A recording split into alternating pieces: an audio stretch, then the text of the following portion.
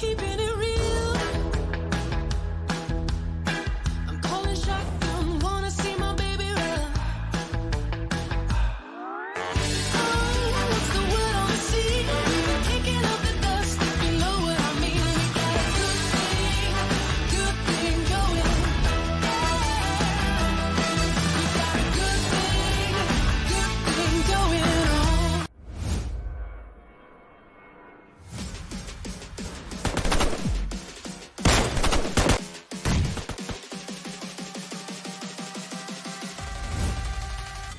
पाकिस्तान में पहली बार PUBG mobile का जुनून पहुंचा है कॉलेज कैंपस पर। अपना स्क्वाड जमा करें और अपनी कैंपस की नुमाइंदगी करें।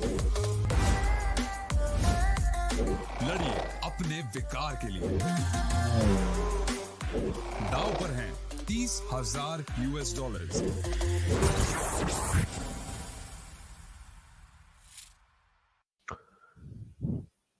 Hello everyone and welcome to Pubgmobile Campus Championship Pakistan by Oppo F19 Pro. Hashtag Wook up your fun. We have been through a few rounds and now it's time to move on to the next step. Well, my name is Ocean Sharma. Alongside me is Ankit and are you excited? I'm very much excited, Ocean. We Your just face is saw enjoyed. last week. Exactly. Your We face just is saw enjoyed. last week. I'm very much excited, Ocean. Let's see how these teams are actually going to pan out because we have seen some insane stuff, some gobsmacking performance coming out. And let's see once these invited teams comes in. So how are you feeling about all these invited teams when they come up in the frame?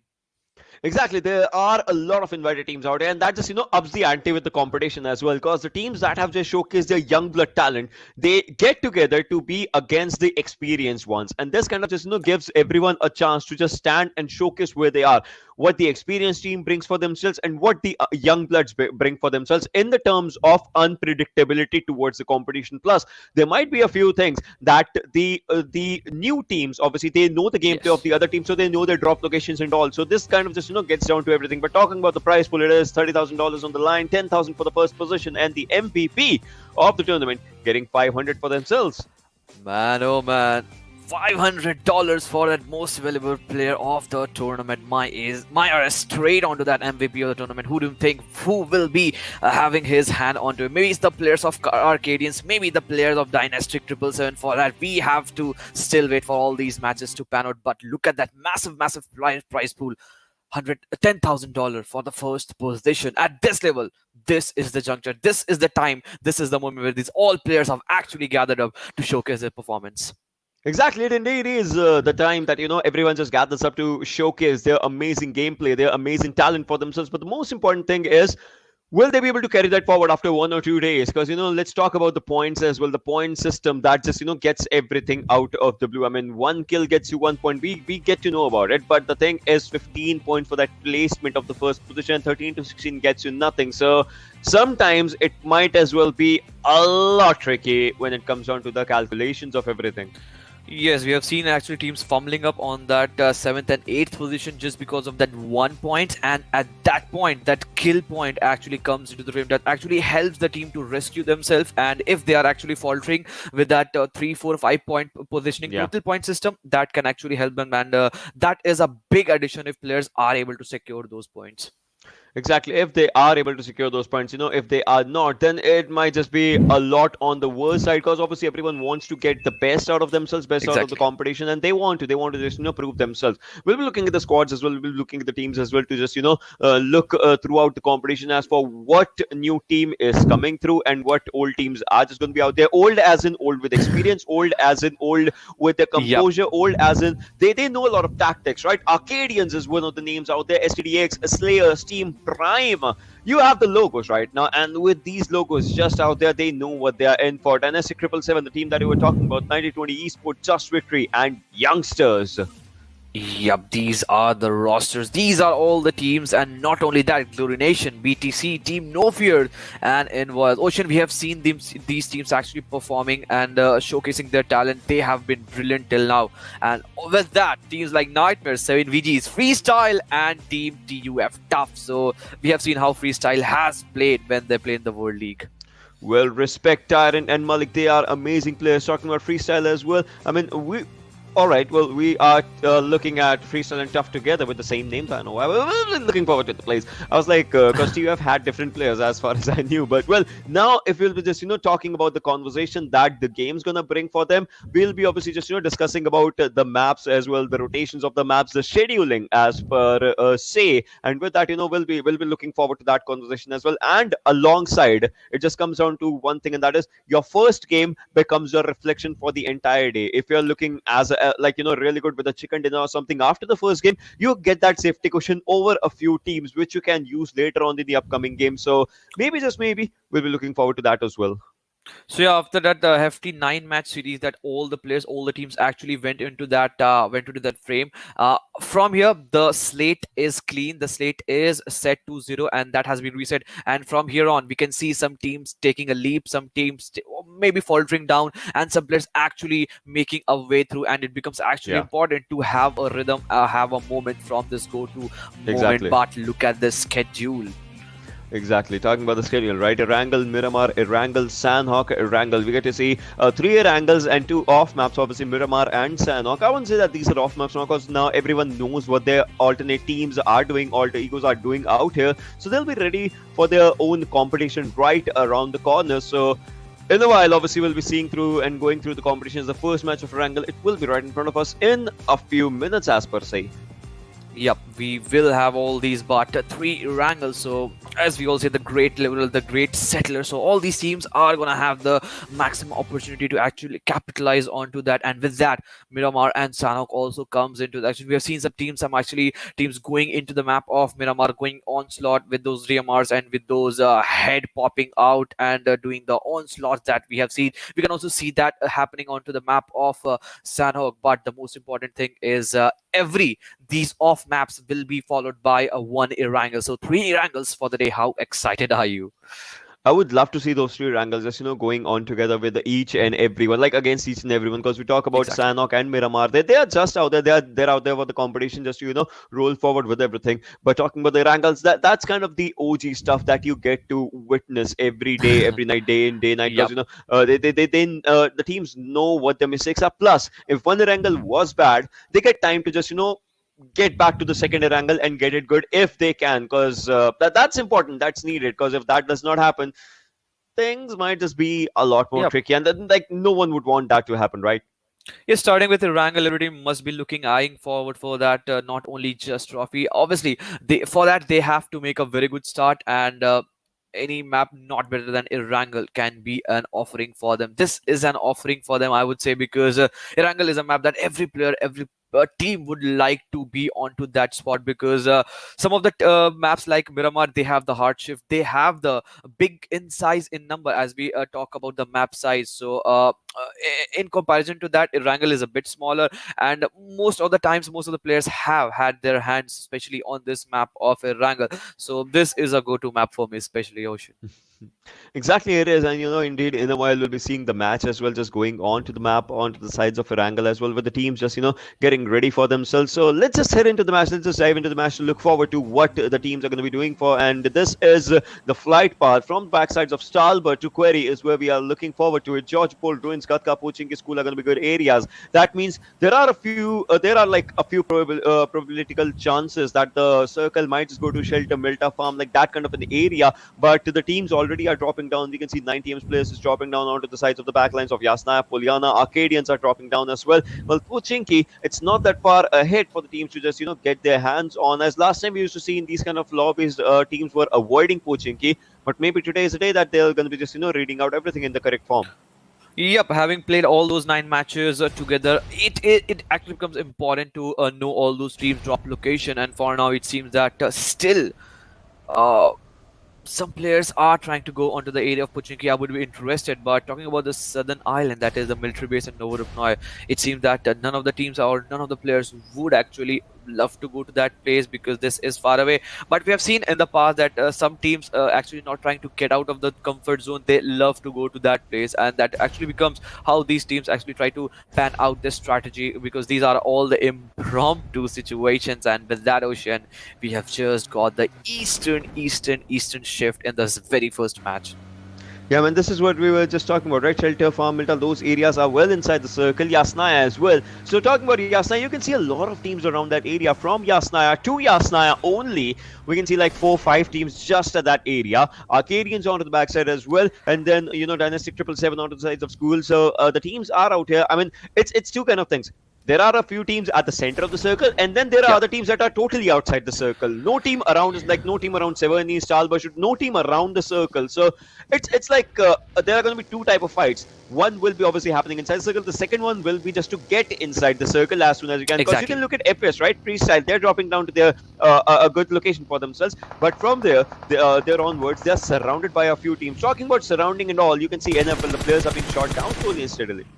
Exactly, not just that. The very first knock has come onto the way of just victory, and with that, it seems that maybe this would be a kill confirmation because the players of No Fear, they were trying to be fearless for now, but they have been punished in the open. It seems that some of the drop locations are still in the contestation, as you were talking about. That on the western half, there were some clusters that was actually developing up, and we can see some congestions if the players actually try to make an entry. So these are the two types of fight on the western half of the circle, where players like FS and some other teams would be making an entry in a moment or two, maybe after 5 or 7 minutes, and some of the teams that were on the edge of the circle. But apart from that, as you said, the northeastern side, especially the area of Stalwart and Kamishki, that was completely barren for now.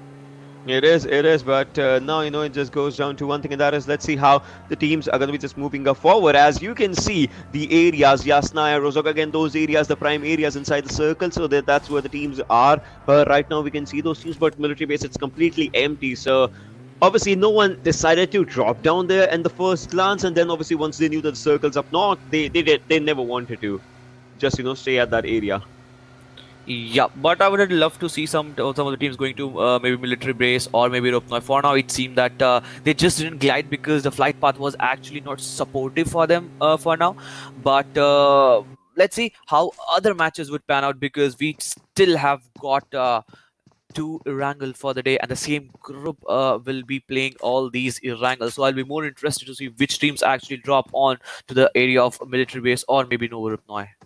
Maybe, probably, it just goes down to these conversations as well as for how we will be talking about it. But now it just comes down to how the teams are going to be just moving forward for themselves. TUF Venom already just onto their own area, just trying to gather their loot, and STDX onto the backsides as well. The players are around that area, but now it still comes down to how they're going to be just moving forward. Venom again just trying to move forward slowly and steadily, gathering his own loot, and obviously needs to give the calls to the teammates as well. Spark onto the backside from STDX along with his own teammates onto the sides of the back sides of George Pole. I won't say it's a bad area to loot, but once you know that outside the circle and the zone has started shrinking up, Yeah. you need to gather a loot as soon as you can with your teammates. Like make sure they also have their loot, like the proper loot that they need, and then they also need to move forward. That's kind of important as much as you'll be thinking about it. But then I think they must not be pretty much conscious about the loot, because the way the players actually have dropped onto that location, they must have got some good loots. And we just saw the players of STDX, Alpha, Zeus, and all those players having those very good helmet and guns equipped for them. Let's see how these teams are gonna fight out among themselves. But we just saw the players of TUF, Team Tough. One player was very close to the players of STDX. Maybe we can see a fight if the players want to go on to the aggressive mode right off the bat.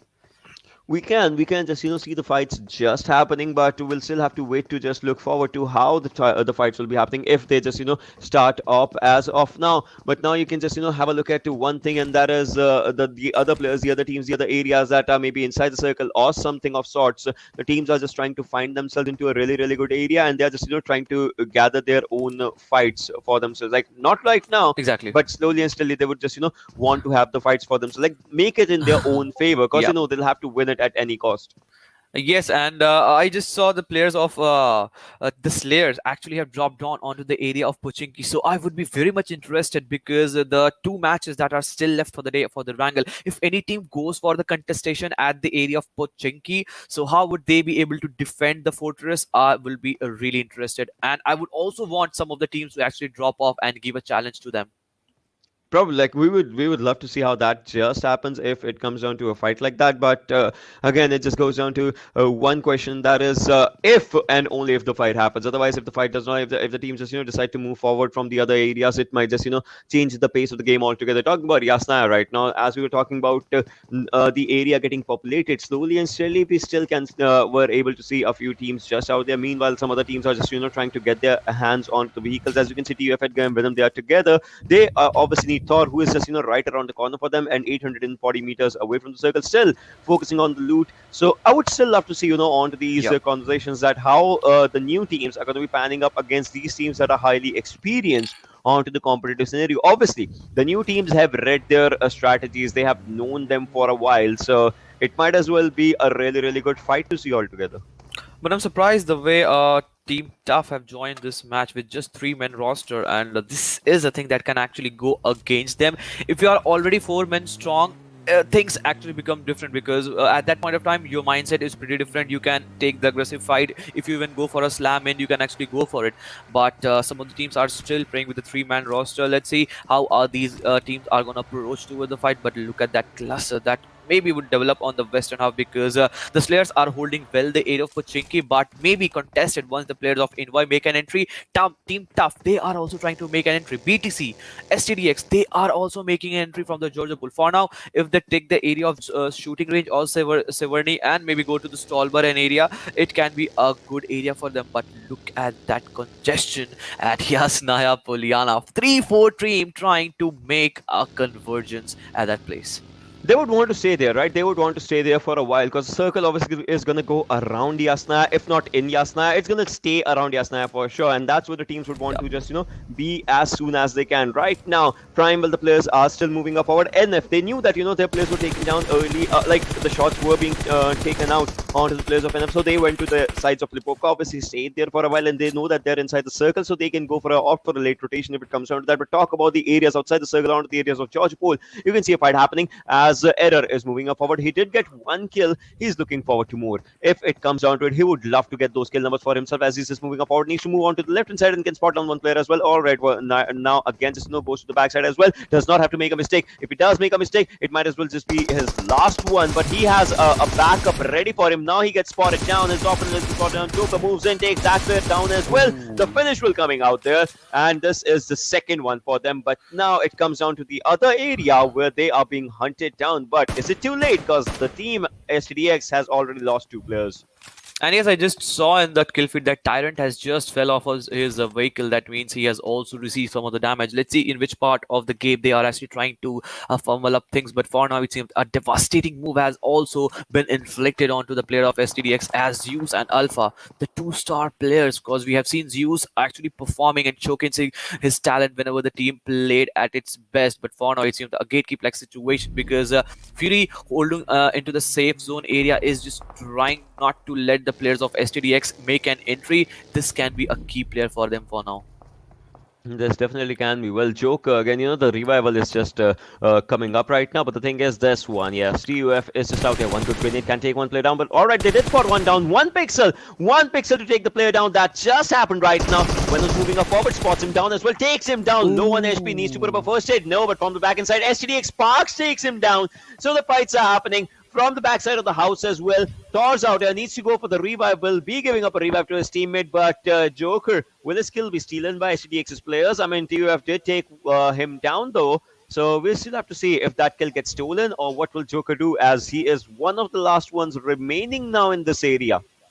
Yeah, but still, these teams are not just holding on to this angle, but they are also facing the double whammy, as the circle has made a shift and has gone away from them. And yes, BT's Joker has been eliminated, and that kill has gone into the favor of TUF. So TUF has actually made their way possible. They have popped in some smoke, and at the right point, at the right time, they have given the revival to their players. But apart from that fight, one more fight is on its way to maybe emerging, as the players of Glory Nation trying to go up against the player of Dynastic 777. For now, it seems that yes, one player has been knocked down, spotted in the open. This is not the way you try to hide yourself in the open. Definitely not the way as it should not have been done. But let's see how the things are going to be just moving up forward slowly and steadily as the players are just out there. Let's see if the things just move forward alongside everything as the players are just are trying to spot down the players. Abab is just out there. He knows that there was a player taken down, and obviously he just wants to get the kill for his team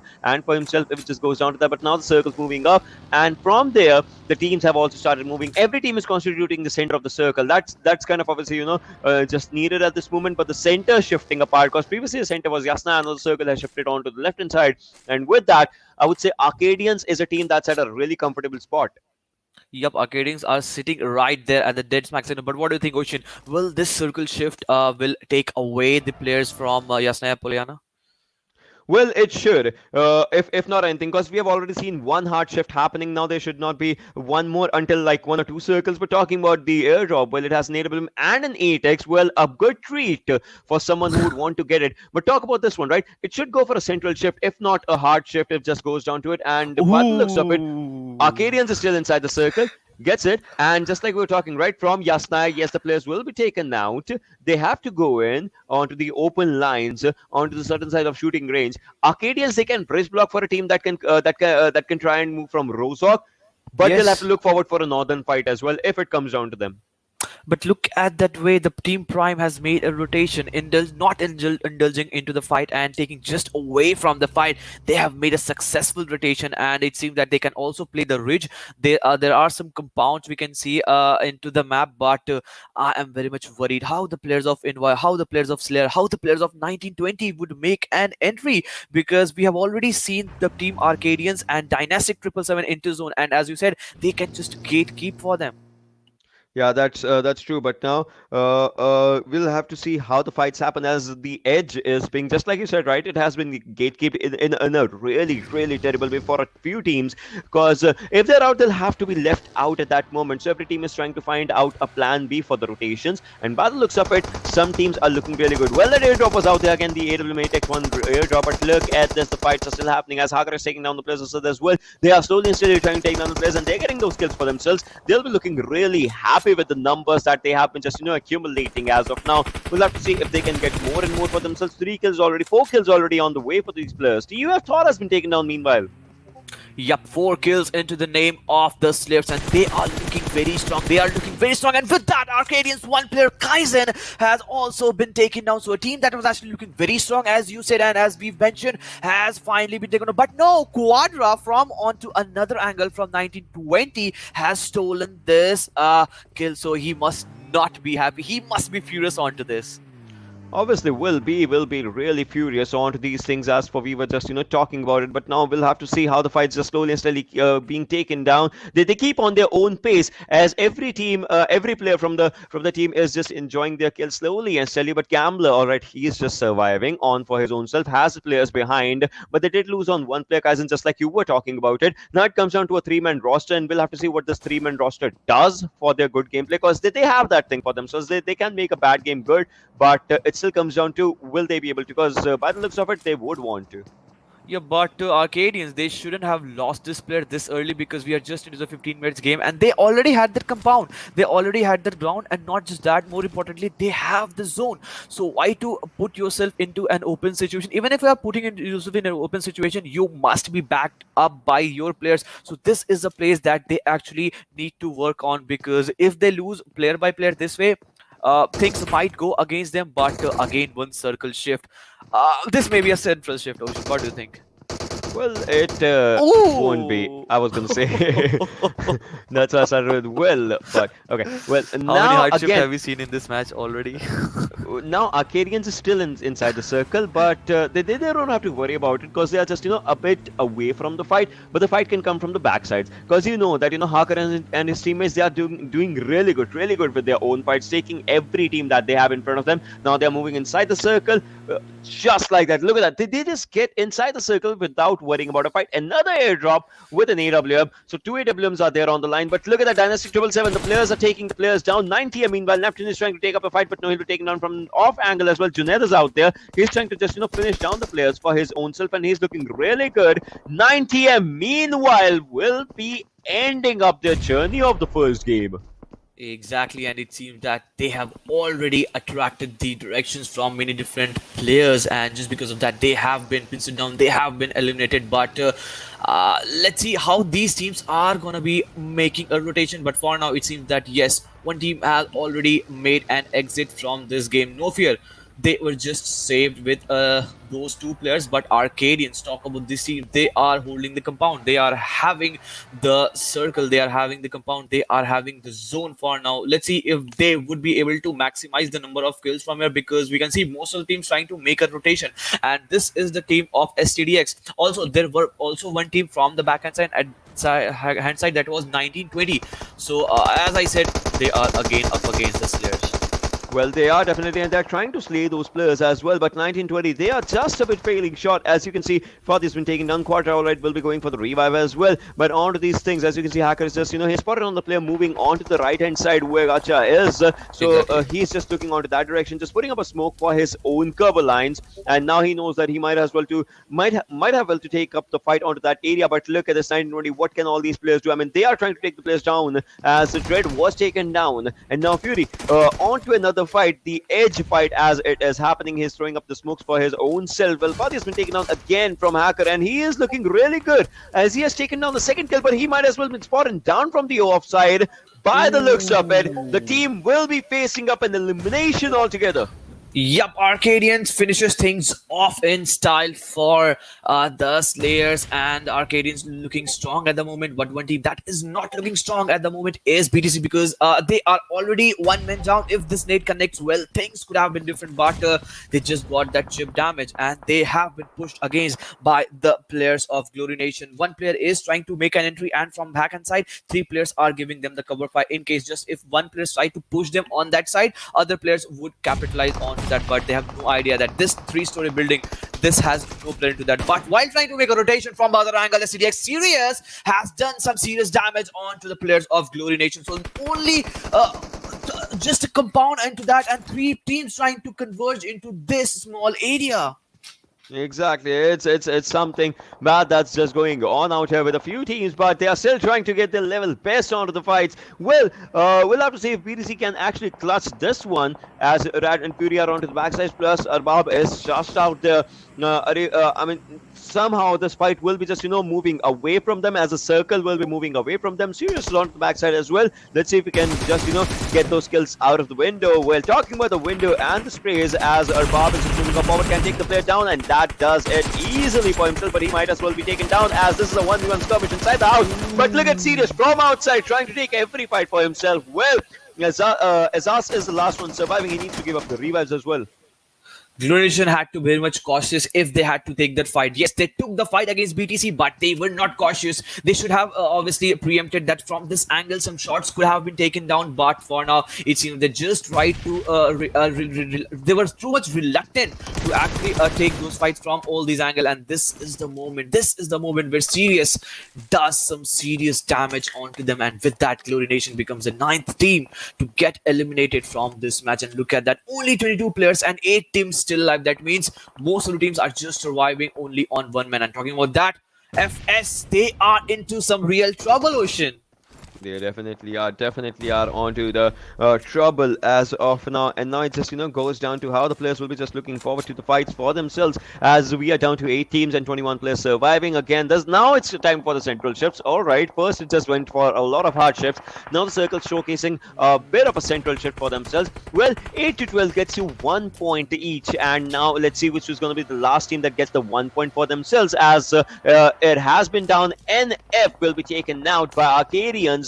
Now it's time to get more and more placement points, as now we have 7 teams and 19 players remaining.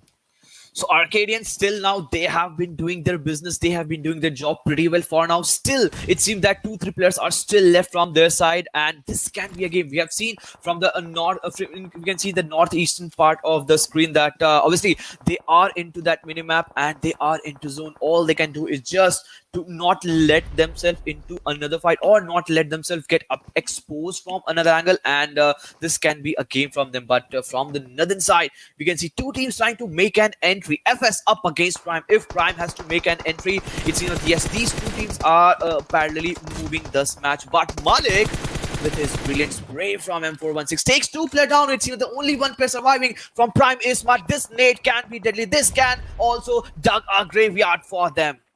Well, it was just trying to get that graveyard for themselves. It kind of happened if you just want to talk about it. But now moving up forward, we'll have to see how more and more fights just keep on panning out for themselves. Slowly and steadily, the things are trying to move up forward onto the fights. Well, let's see how it just keeps on happening as we talk about the players being taken down. 1920, the players are in a lot of trouble. Well, Smart is out there, Mujrim onto the other side. Let's see if they can use those throwables to get the maximum utilization as they are just doing it. Now, FS, the players are moving on to the backsides as well. They have 2 players surviving, but they are really strong with the gameplay as they have 3 kills right now, trying to get to the Sprock for a good cover, and seems like they have reached onto the right area. Prime now the players will have to move up forward. They have 5 kills, and let's see if they can get more and more. Well, Arkadians will be taken down in the finish. Well, might as well just arrive. No, he gets to cover safely. So at a point, it was seeming like FS might be eliminated, but with that brilliant flank angle, with that brilliant spray coming in from the players of FS Vegeta, they are looking a bit settled for now. We have to see for them that how long they are going to survive. But if Prime has to make an entry, they have to suppress some of the team, and just because of that, they are just trying to maneuver some of the move. And with that, Reaper has been taken down, but from another player, and that is Mujrim. 5 kills into the team as a whole for Team Prime. They are looking a good contender also for this match. Definitely, they are looking as a good contender for this match right now. FS Vita, well, alright, just sitting onto the backsides again. Malik as well. Let's see if they can just get more and more kills. They did, however, knock down a few players. Well, I just saw one thing, and that is one of FS players. I guess it was Vegeta, does not have a helmet though, so he needs one. He needs one as of now. Well, on to the other side, 1 player will be taken down, but FS, the team will be eliminated, as we were just talking about it, by Arkadians. To every action, there's an equal and opposite reaction, and they did knock down 1 player for Arkadians. Now it was time for Arkadians to take them out. Yes, with that, Arkadians making a move, making a punchline and pumping till now. And it seems that if the onslaught is, they can avoid this from the players of Dynastic 777, if they avoid this fight, or maybe if they fight against the players of Dynastic 777, they can take this fight. For now, it seems that Snake OP in the open takes 1 player down, and with that, Gambler is down. The only 2 players surviving from the players of Arkadians is that of KEOM and Stacey, and with that, a brilliant flushing off of the players of from the sides of Arkadians onto the players of Dynastic 777. A move that was preempted from the sides of Dynastic 777, because if they had to make that entry, they had to eliminate the players of Arkadians. But in that, they just faltered down. Well, they did fall it down right now, but look at Mujrim still, trying to take down the players. This guy always just, shows another level of gameplay when it comes down to spotting the players and obviously taking them down. He has 3 kills as a team has 6, so 50% of the kill contribution coming down from this individual lad as well. Well, Shizi right now needs a revive. The revive will be coming up. The team has 8 kills. Arkadians, they are not falling short of the competition. They are facing the competition in a really brilliant way. 1920 as well, as we are down to these 3 teams. Exactly, 3 teams and just a small circle. Sooner or later, we'll see a 7th shift, but 60 meters Team Prime have to make an entry. Can this 60 meter be a situation that they won't be able to do? Can the 60 meter be a situation where day graveyards might be dug for them for this? All these questions we have to wait, because they are still trying to make an entry. Because we can see Prime, they are in a split. They are trying to make a split, but they haven't still been able to spot another player. And yes, this is the moment they are just trying to pop in some smoke, create some smoke wall their path, and then they might reach. And I've seen, we can also see that airdrop on its way. What can we expect? Some fight with MP49 in this last circle? Maybe, but the most detrimental thing is going to be the level 3 helmet in West. As you can see, a lot of players are not having good helmets, or maybe West, or maybe both for themselves. So a good kind of a, it'll give you a good wall for your own attacks if you just want to go for it. Your own charges, maybe your own calls for your own self. So level 3 helmet in West is definitely gonna help the players out. Maybe something else might just be out there. Maybe someone's using the 7.62 weapons and it gives you an AUG, so you won't want to use that, right? In the final sector, something like that. So everyone will have to look forward to it, and now we'll be seeing the usage of that airdrop probably. All right, well, not right now. Okay, well, in a while, maybe. Okay, maybe. just staying there. Okay, you should have been with the airdrop. Come on. Take the drop gun, take the cover, at least take the cover, man. Oh man, how are you just not able to take that drop? Now Mujrim is out there with the airdrop on for his own self, and that's a good thing. That's a good thing. Let's see what he actually gets from that one. Well, now Prime's players are moving up forward. Evan Kirat is just out there, and he did get that. He get a ghillie suit as well. That's a good thing. I would say that's a really good thing. Let's see what second weapon does. Comes out of it if it just goes down. Gacha meanwhile takes down Shezi. Arkadians, they might just be in a lot of trouble. By the looks of it, they are, as KW's last one surviving. For how long can he survive onto these situations? He'll be taken out. 1920 versus Prime. Which team is going to come out on top, as it's a 3v2 affair, and everyone's looking happy from Prime as they have more number of people in their roster right now for fights. Exactly, but look at that aggressive push from Mujrim. He is very close to 1920 other players, but War Dog's location, is it revealed or not? All the three players are trying to make a split, and this is a good move. This is a brilliant move that can help them secure a chicken dinner. For now, it seems that they have also to make an entry into the zone, but no, Smart has been spotted on by War Dog, and he has also been taken out. Only two players surviving, Kirat and Mujrim. Can they take off this match? And this match is brought down to 2v2 situation, but Gacha, it seems that he might also be taken out. Prime kill. Smart has also been finished off, but Gacha, he barely survived on to some 10 HP. Well, somehow he did survive, but if Wardock can spot the place, having a team down as well. First shot did connect, but his location hasn't revealed somehow. It's a 2v2 affair, and they'll have to take it at all the cost for themselves. Mujrim right now switching onto his AK. He knows one plays onto the left hand side, one plays onto the right hand side. Wardock has to move forward as well. It's the circle that's going to follow him down, but Kirill has been taken down. Mujrim is the last one surviving. Somehow he'll have to survive on his own self. It's a 1v1. It's a 1v1 situation. Gotcha. The location might as well be revealed as Kirill is moving forward on for himself. Somehow both the players know each other's locations, but Mujrim, can he get a skill? Can he get the next skill for himself? He spots him, he tries to take the shots, a few shots in it, and he's just shooting onto the same location again and again. Look at him, it's just his opponent, it's his opponent, but he wins it. Wow. But oh man, what a chicken right off the bat from the players, and Mujrim just was phenomenal with this match. A cup-smacking performance coming up from the sides, and Team Prime with that chicken dinner, a winner chicken dinner. This is gonna boost up them with a lot of confidence, Ocean. Well, it was his opponent that was right next to him, trying to get him the location of...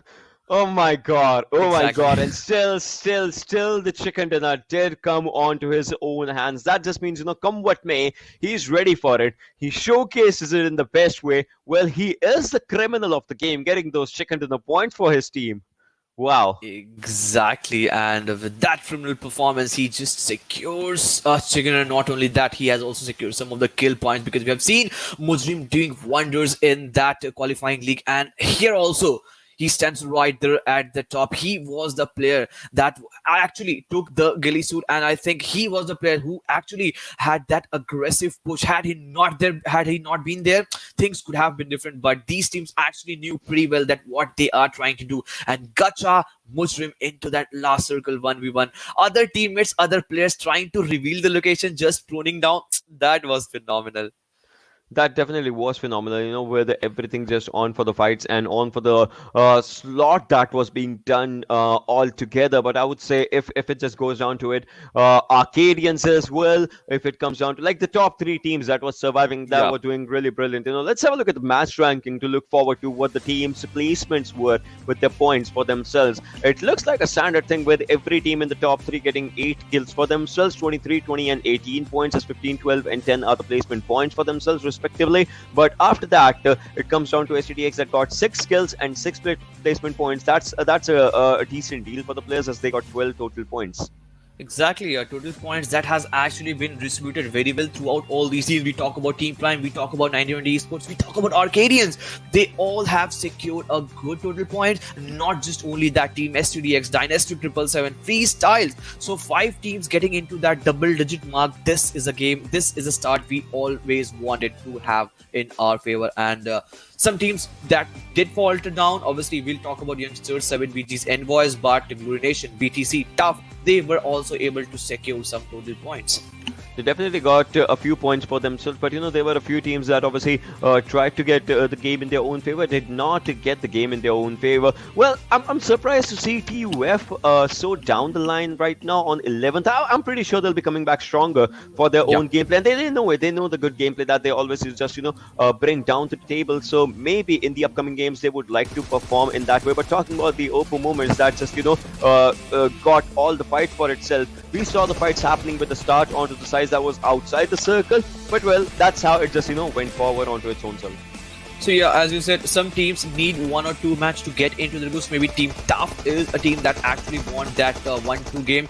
But look at this way, that 90-20 made an entry from the south to western side. We saw that it was a very difficult situation, a very problematic situation for them, because there was a lot of congestion onto that side, and they were able to make an entry. But this push actually went against all those teams. But Team Prime, they also played very well. They did just played really good for their own self, and with the gameplay that they have been just moving forward with.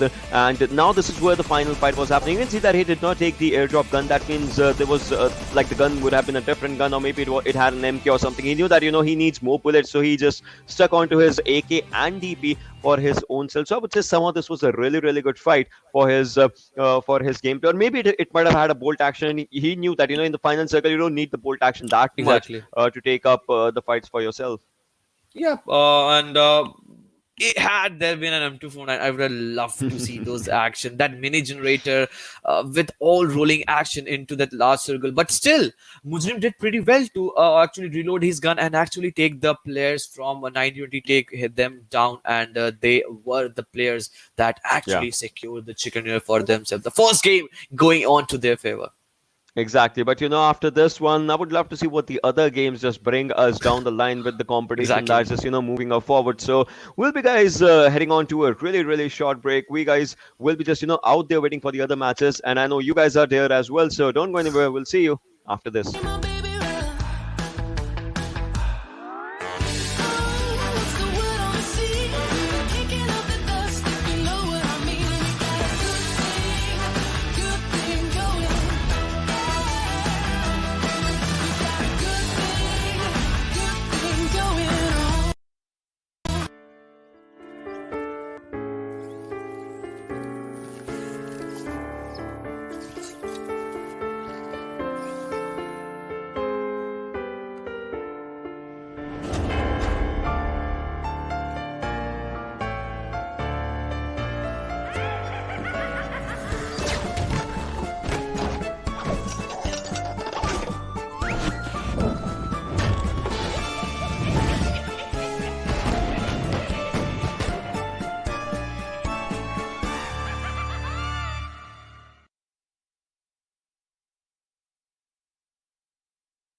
Welcome to Karakin. Today, let me guide you on an in-depth understanding of this 4-square-kilometer humble island. Before stepping into Karakin, you may have already heard about the intimidating Demolition Zone. In Demolition Zone, buildings will be destroyed into smithereens. But rest assured that today's tour will be a safe one. Karakin might be a small island, but the textile industry of the island works as a crucial financial support for the entire island. Our first attraction is Al Haik. Al Haik is a medium-scale town, and people who lived here refine pigments for a living. Then those pigments will be sent to Hadika Nemo for dyeing. Skyscrapers are scarce in Al Haik. Compared to other urban areas, there are fewer visitors here, which makes looting easier. It's a perfect choice for a team of 4 in search of adequate equipment supplies. We'll be walking by the sea, and our next attraction will be Hadika Nemo, which serves as the port of importing raw materials of Karakin. Imported textiles are dyed in vats filled with multiple colors and distributed to the factories. If you want to choose this place as your landing spot, then it's recommended that 1 to 2 players in your team land in the containers area, as they can easily find combat supplies here, and head to the city to support their teammates. In the middle of our journey to Al Habar, we'll be passing by an enclosed warehouse. You will need to use sticky bomb to blast the walls that look less solid to get in. There's always something nice in here, but be careful, as one might not want to hide behind those walls during combat, because those unmaintained walls can be easily penetrated with just a touch, making you susceptible to attacks from enemies and exposing you to dangers. The next stop is Al Habar, which is the largest urban area in Karakin. There are many residents, hence the numerous high-rising residences. No doubt this place will be a popular spot in the future. Our next attraction is the port city of Bar Shahir, which stores and exports goods of Karakin. This is the perfect spot to search for weapons, making it my personal favorite. Next up is the city of the West, Bashara. It was a city congested with residents, with tall buildings providing convenience in observing the surrounding movements. Just make sure not to lose your directions here. Our final destination is the cargo ship, located at the southwest corner of the map. This ship has been idle here for forever, and has already been abandoned. Yet there are still goods that remained here. However, due to the gigantic size of the cargo ship and the containers, this place no doubt becomes a place to rumble. Don't you feel the excitement already just thinking of it? Besides these urban areas, Karakin also houses many such little buildings. Rumor has it that there's another passage beneath these buildings, as well as a huge space beneath Karakin. Well, it's up to you, believe them or not. Alright, your Karakin tour is now closing its curtains. Looking forward to seeing you next time.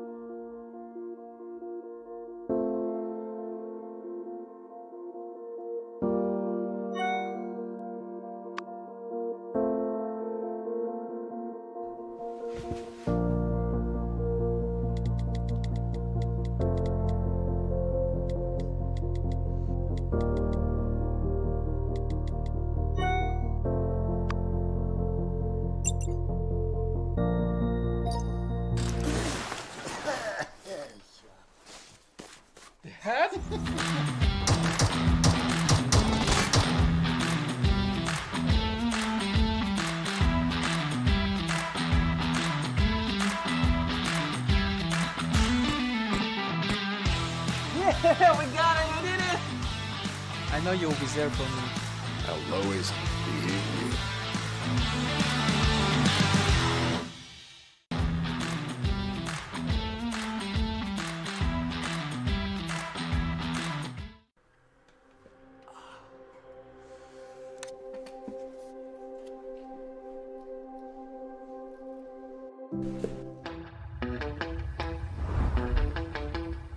Are you keeping it real? I'm calling shotgun, wanna see my baby run. Oh, what's the word on the sea? Kicking up the dust, if you know what I mean. We got a good thing going. We got a good thing going on.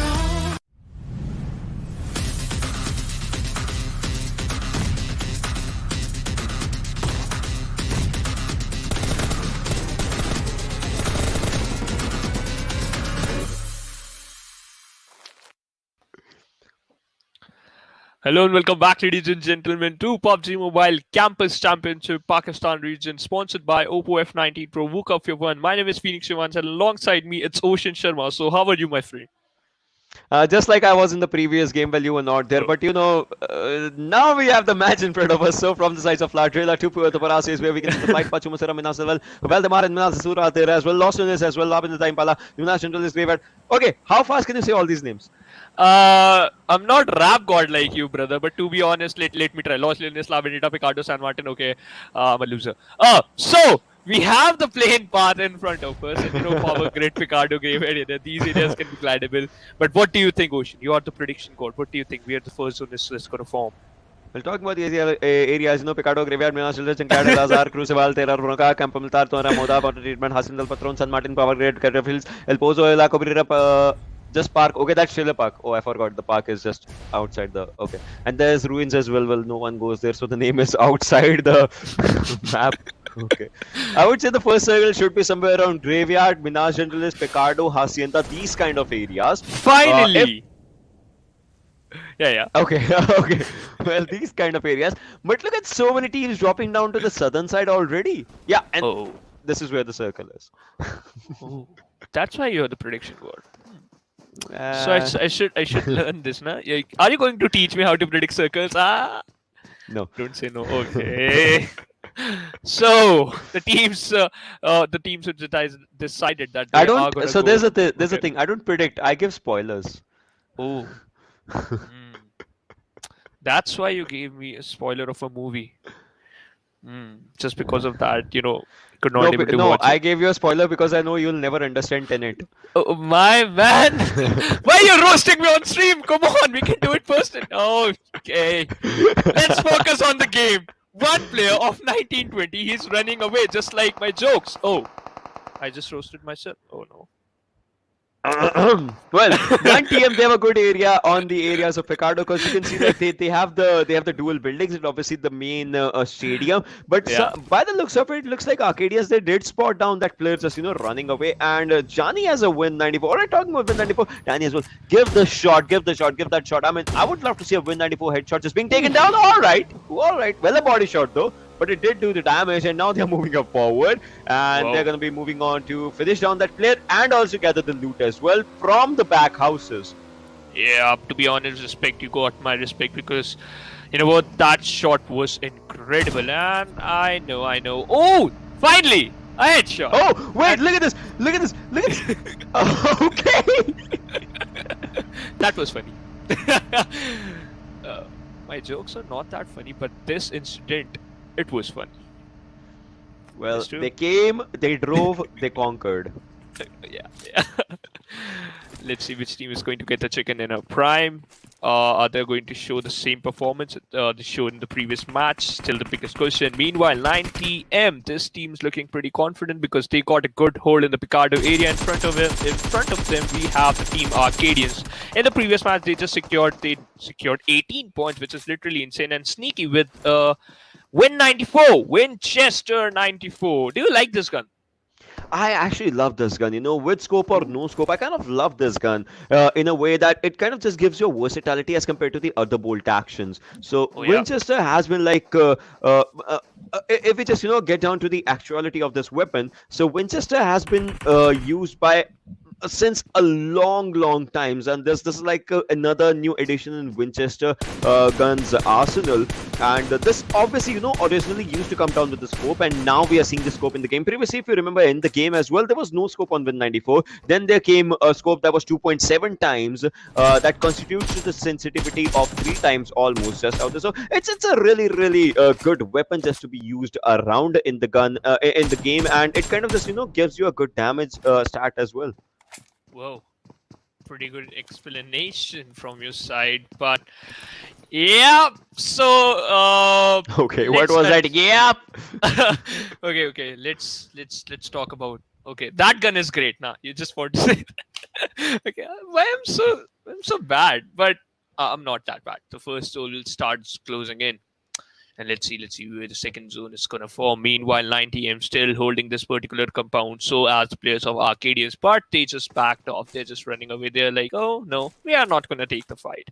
We are not going to engage in any fight because this is very early to engage in some fights. Like, I mean, it definitely is. Talking about the fights as you're just talking about it, this has to be pretty early just to look forward to the fights if we talk about it. So we'll have to see what happens as the teams will be just, trying to move forward with their own gameplay and Yeah.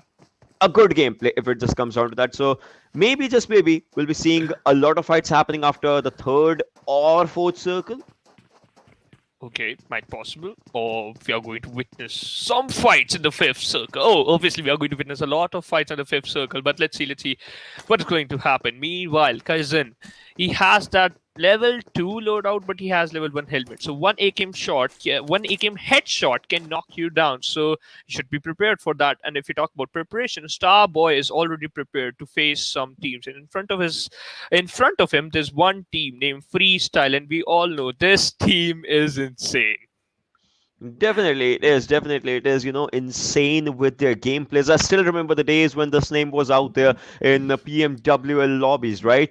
Yeah. Always trying to dominate, and they did good in a lot of matches as well. So maybe, that aggression, I need to see that again. And while talking about Star Wars is the last one surviving, well, he might as well not be here. He needs to play for the placement points, I would say.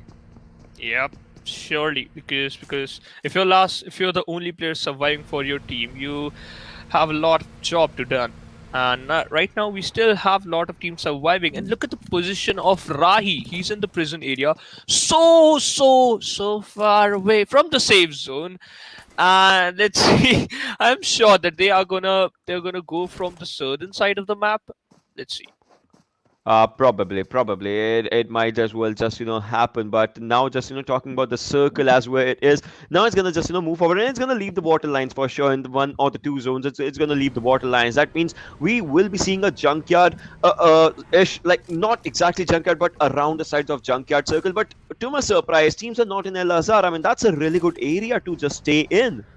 Yep, you'll get decent loot out there too. But right now, okay, Smart spotted down Tyrant. Just gonna dish out a lot of damage. Just 2 bullets to knock out Tyrant, and 5 bullets to 7 bullets to finish him off. So Smart, with his smart move, already secured 1 kill. And at this moment, it seems like the players from Team Prime they just want to engage in some fights. They do, just want to get those fights for themselves. And by the looks of it, they are just, looking decent. But now talking about the other fights that might as well just happen as, as of now, no one is pretty close to each other. I don't know, obviously your teammates are, and that's a good thing. You don't want your enemies close. But if it just goes down to the upcoming fights, we'll be seeing so many players in the proximity. And this is something that separates, Miramar from the other maps. I mean, we talk about it, we call it an off map or something, as obviously we have a lot of Erangels, one Sanhok, one Miramar. But Miramar kind of just, gives you a time limit to think about how close you want to be from your opponents. Yep, as well as it gives you a lot of time to, loot those individual compounds, collect good amount of loot for yourself to, survive till the last and get that chicken dinner as well as some kills for yourself. But meanwhile, we can see the players from Just Victory going to focus on their rotations. In the previous match, they could not able to secure a huge amount of points, but somehow they managed to secure 5 total points. So yeah, this game is going to be very, very important for you. But I have one question, Mind Ocean. Yeah. Why players don't pick that glider to use some rotation? I don't know. I would say we have seen those gliders being picked up in a few previous tournaments, but it just comes down to like a few previous tournaments were happening where the glider was just introduced and players were taking down. So it's about figuring the right meta. And you need time for figuring out the right meta. And there's a weird thing. You remember DBS just arrived like maybe an year or so back, but the players started using DBS in competitive like after a while. So players need the time to just find out a good meta. And once they find it, they just use it. But talking about this one, M16 always gets the best meta for itself as the player was taken down. Now Scarlet being used on to take down the second player as well. So it's a really good thing as Arkadians, they have started off again taking the fights. Yep, and Shizi's the one just going to confirm that kill for himself, and he just want to spot out some more players. Look at the position of the players from Arkadians. It's a 3v1 split, and the one player who's far away from his team just going to confirm, just going to basically collect a lot of information for his team. Because if you are pretty away, like if you are in a different direction, if you are in a different position, you can look out for, you can look out for other teams. Where are they? You can literally scout that particular area. Meanwhile, Shezi still want to confirm that kill, and I can see another team in the same vicinity, and the team name is Team TUF. Sir, yes, sir. That's how it is just, happening all together. But talking about Error, right? He is still not finished. If by some miracle Joker can revive him, that's going to be a good thing because you need those teammates for yourself. Your teammates, I get it. They did go out in the open, but they do need that second chance for themselves, right? To get a good pointing, a good finishing for yourself. If that can happen, so we would want to see that, but it just comes down to your opponents as well, because your opponents obviously want to finish them up as soon as they can.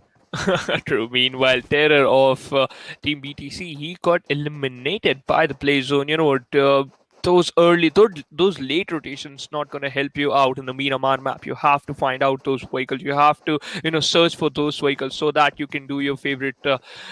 Basically, you can do some early rotation. But right now, by the looks of it, Team BTC, they are running in the open, and Team TUF, the players, they have those vehicles to move inside the circles. I think so. They're 1,000 or 1,100 meters far away from the zone. Yeah, 1,300 meters far away from the zone. And Joker, okay, he spotted down the vehicles. I don't think so that he's gonna spray down some bullets, because if he's gonna do that, he's just gonna compromise his location. maybe not. It still just goes down to how they're going to be just planning to play this game for themselves. Meanwhile, there are a few teams still outside the circle, and talk about 1,000+ meters distance between them and the circle, so they have to move forward. These things should be calculated first in Miramar, because Miramar gets you into a lot of tricky things. If you can't just recalculate these things before you start off for the fights, you might just be in a lot of trouble. And teams, they don't want any trouble right now, especially right now. They would not want any trouble for themselves. Yeah, true. I totally agree with your point, because right now they're taking a lot of damage of the blue zone. Right now they have to move inside the safe zone too, and to hold a pretty good compound. Till then, the blue zone just gonna force them to move away. Right now, BTC Joker as well as his team Furies, the last 2 men surviving, they just brought down to only 2 players. So this is not looking good for Team BTC. Look at the zone. How many teams they are outside of the safe zone? And okay, as you just mentioned, we are going to witness a junkyard zone. This is why I was telling it right from the beginning that the zone's gonna leave water. It did, and then I was like, I'm really surprised why no one's at El Azhar. This is why I was talking about it. Look at that area. I was pretty sure that the circle's gonna go around Junkyard. I said not on Junkyard, around Junkyard. It's going around Junkyard, and again El Azhar. Why is no one looking for that area? It's gonna help you a lot. Look at that small mountain right behind El Azhar. Right, you can have a proper like sighting of the whole circle around you, and the teams are not considering that somehow. Yeah, that's true. That's true. Teams, they just got clustered near the western side of the circle, and this is not looking good. So as the southern side of the circle too, because we can see a lot of teams on the southern side of the safe zones as well as in the blue zone. And let's see which team is going to go at that Al Azhar mountain and just going to hold that compound, hold that mountain pretty well, so that they can get some free kills. Because if you have the height advantage, you can steal some kills. So as you can spot out your enemies without any problem. You can definitely spot down a few players, if it goes down to that. But spotting in Miramar, I mean, that's the plus point of Miramar. But once you imagine, all right, you take down one player, as was showcasing his head. Once he goes down behind a ridge, he gets the cover of the ridge automatically, and then you might as well decide, like, should I rush, should I not, should I rush, should I not, because you don't know what's behind that ridge. There might be 3 other players of his own team just giving him an adequate cover afterwards. So it just becomes a gamble. Yeah, it's just a gamble, and you know what? Sometimes these gambles is gonna give you a lot of profit in the game right now. But meanwhile, Starboy just bursting down those tires of Team TUF, so cancelling out those rotations. But he has to focus on one thing, that he is 112 meters far away from the zone. So how are you gonna do that? How are you going to move inside the circle? A good question. A good question, but no one knows how that will happen. So maybe in a while we'll be just finding out the answers to these things for sure. But the teams are just going up, and play zone is also taking down the death toll. The number is increasing by the play zone somehow. Well, Spark takes down Venom, and TUF. I don't know why TUF does not feel that they are in their element somehow. I would love to see the old TUF that I've known. Yeah, same here. Meanwhile, Edgar, he was on the receiving edge. He got knocked out in the open area, and right now that's what you was mentioning, right? TUF, they known for that aggression. They known that how you're gonna play the PUBG Mobile, and the kill confirmation is also there. Right now, I don't think so that TUF, they are not comfortable at this position. They are still trying to figure out that thing, that how we gonna play against these teams, because some of the teams are new and they are putting a lot of efforts to prove themselves. Definitely are just putting a lot of efforts to just prove themselves. But I would say still it just goes down to how these players get their good gameplay. As you can see, again, TUF thought he might as well be making a mistake, as the spray is just on him. Well, he reaches there in time in order to revive his teammate. Yeah, I saw that happening as well, but he reaches there in time in order to revive his teammate. But the thing is, that was a risky maneuver, that was a risky move. We're talking about risky stuff. Kirat can spot down a few players just moving up forward. True, the players from the Slayers, they they might end up in a troubleful situation. Meanwhile, Smart, this player's literally smart because whenever he spots down some players, he wait for that perfect opportunity so that the player killers. He has that SLR with the 8x, and he can spot downs. He can spot down players who are pretty far away from him. Meanwhile, Muslim just doing the same thing. He can spot down the players of Team TUF. TUF, I think so. They are just brought down to 3 players, but still they can perform well. I know. Probably they can. We'll be hoping for that. They can just play really good for themselves. Well, right now, Prime. This is a team that is looking really good with their points right now. After this match, obviously, we'll be seeing the overall points as well. Probably. And F, meanwhile, they are losing on the play slowly and steadily, which is not a good sign at all. But 9TM, they are doing all the damage that they can in order to get their own kill numbers at a higher point. Yep. Meanwhile, no fear. Only one player surviving. Junaid is the last. So we still have 14 teams left in the 4th circle. After a couple of seconds, the 4th circle is just going to move in. The blue zone basically is just going to move in. Meanwhile, we can see the kill feed. 9TM Johnny confirmed the kill of Justin.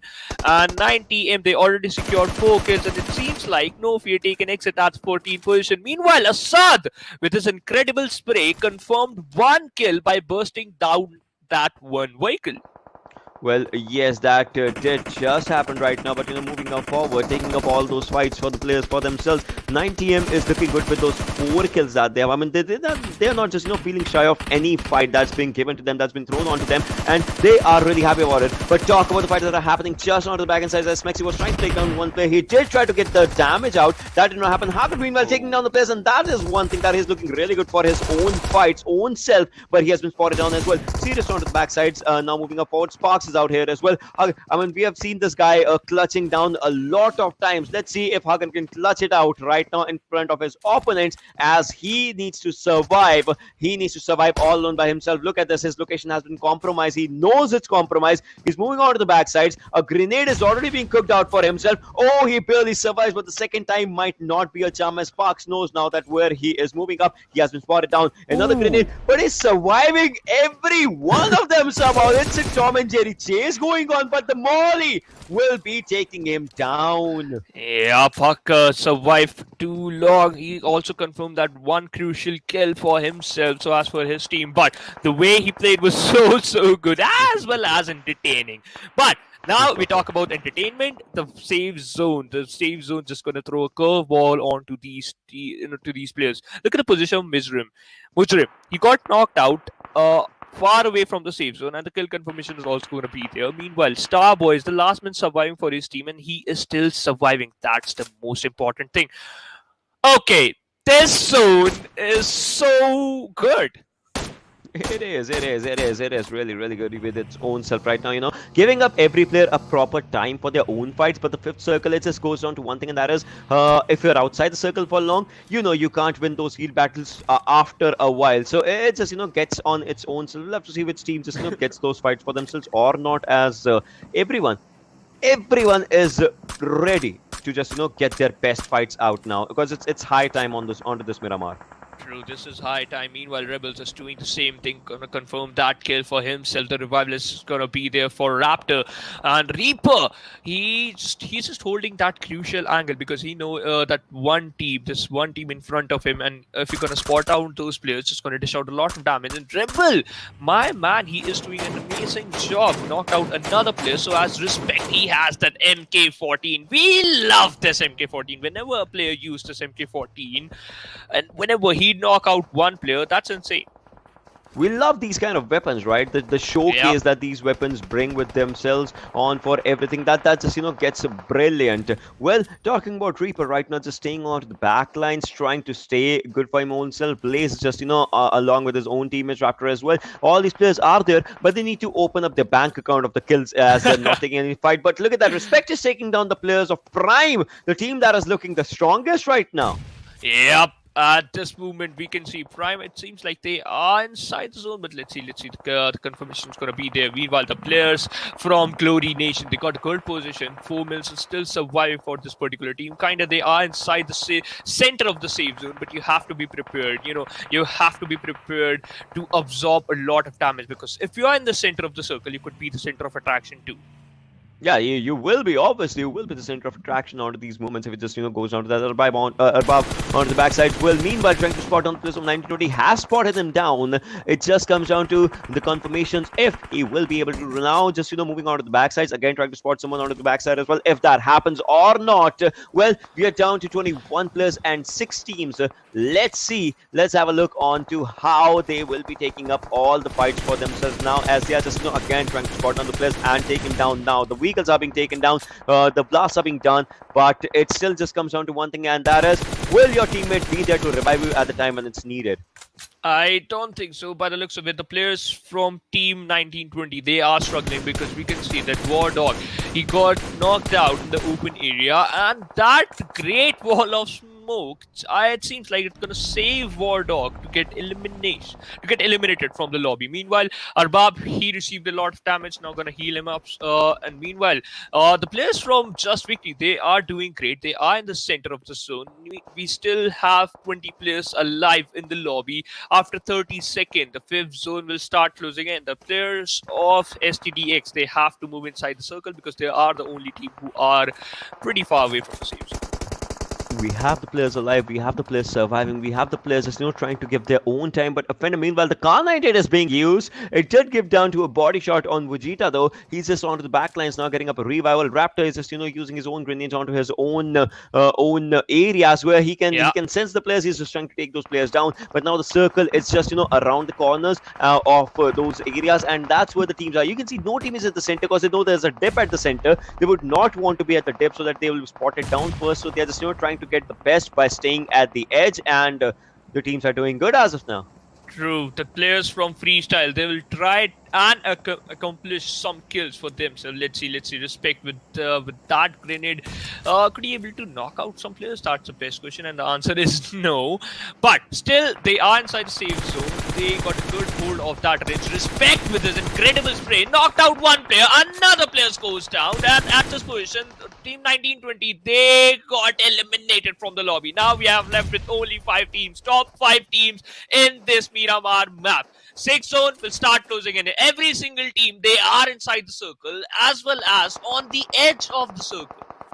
Well, the teams are there, but it still comes down to how the teams will be able to take up the fight for themselves when the fights will be just coming out for them. As we talked about it, 5 teams remaining, 16 players alive right now. 9 team, they have 10 kills. How much more can they get from this? As Maxi has been spotted down, his location was compromised and the damage was done. He needs to heal up and he needs to do it fast.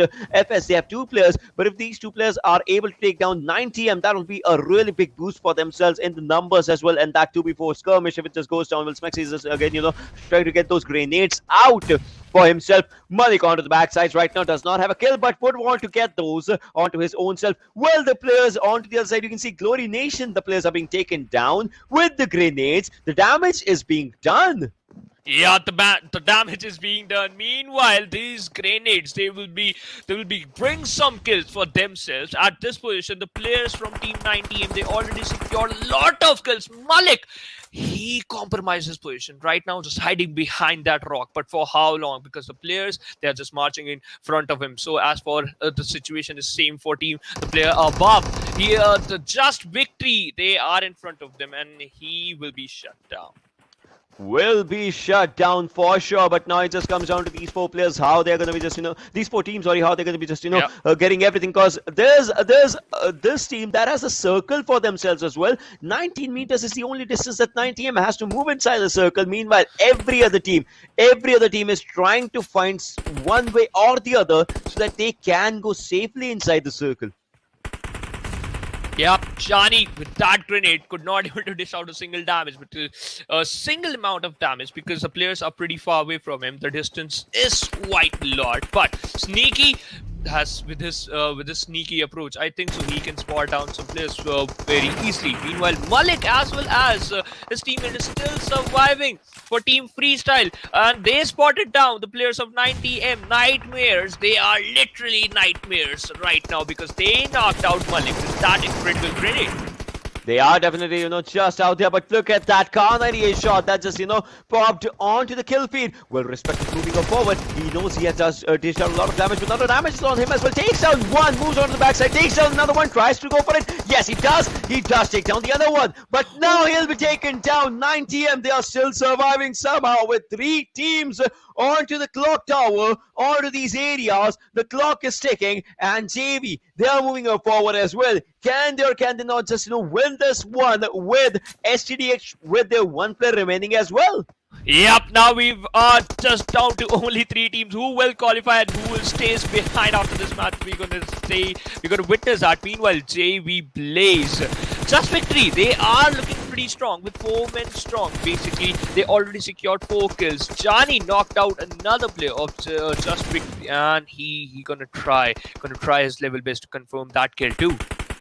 Well, he is definitely going to try to, get the kills for himself, but now he has been spotted down. Well, Natiom trying to go for the revive. He knows that the circle's coming up for him, so he needs to just slowly and steadily move up forward. Johnny onto the backsides as well, just, trying to save his own teammates from any fights just to get on them. He knows that he has to be the front face of the fight. Now it's down to 2 teams, and this is where it goes down as a 3v3 affair. Somehow, 7 kills versus 11 kills. Maybe 9TM can get those 14 kill numbers, but by the looks of it, JV, they are looking really good as they are taking down the players, and it's down to 1 final player. Johnny, how long can he survive? It's going to be a tricky affair for him to survive, but now he has spotted down the players. Dribble is on low HP, but now they have located him. They know his location. Look at Raptor coming from an off angle. He has a grenade in his hands, but that's not going to come in handy as that off angle will be his demise.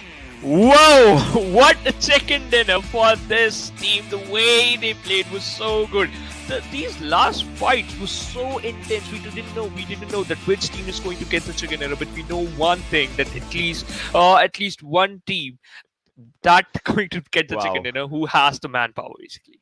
Wow. It started off as a 3v3, then a 3v2, then a 3v1, and what Johnny did is just, his location was compromised at that moment, and that's why he did go down. Otherwise, we could have seen something out of the blue, but well, the team getting 10 kills versus 11 kills, like it was such a close affair. It was such a close and tricky affair altogether. Yeah, I totally agree with that point, but how many total points these teams secured, especially Freestyle, because they had 5 kills and they got eliminated at 3rd position, I think so they'll get decent amount of points.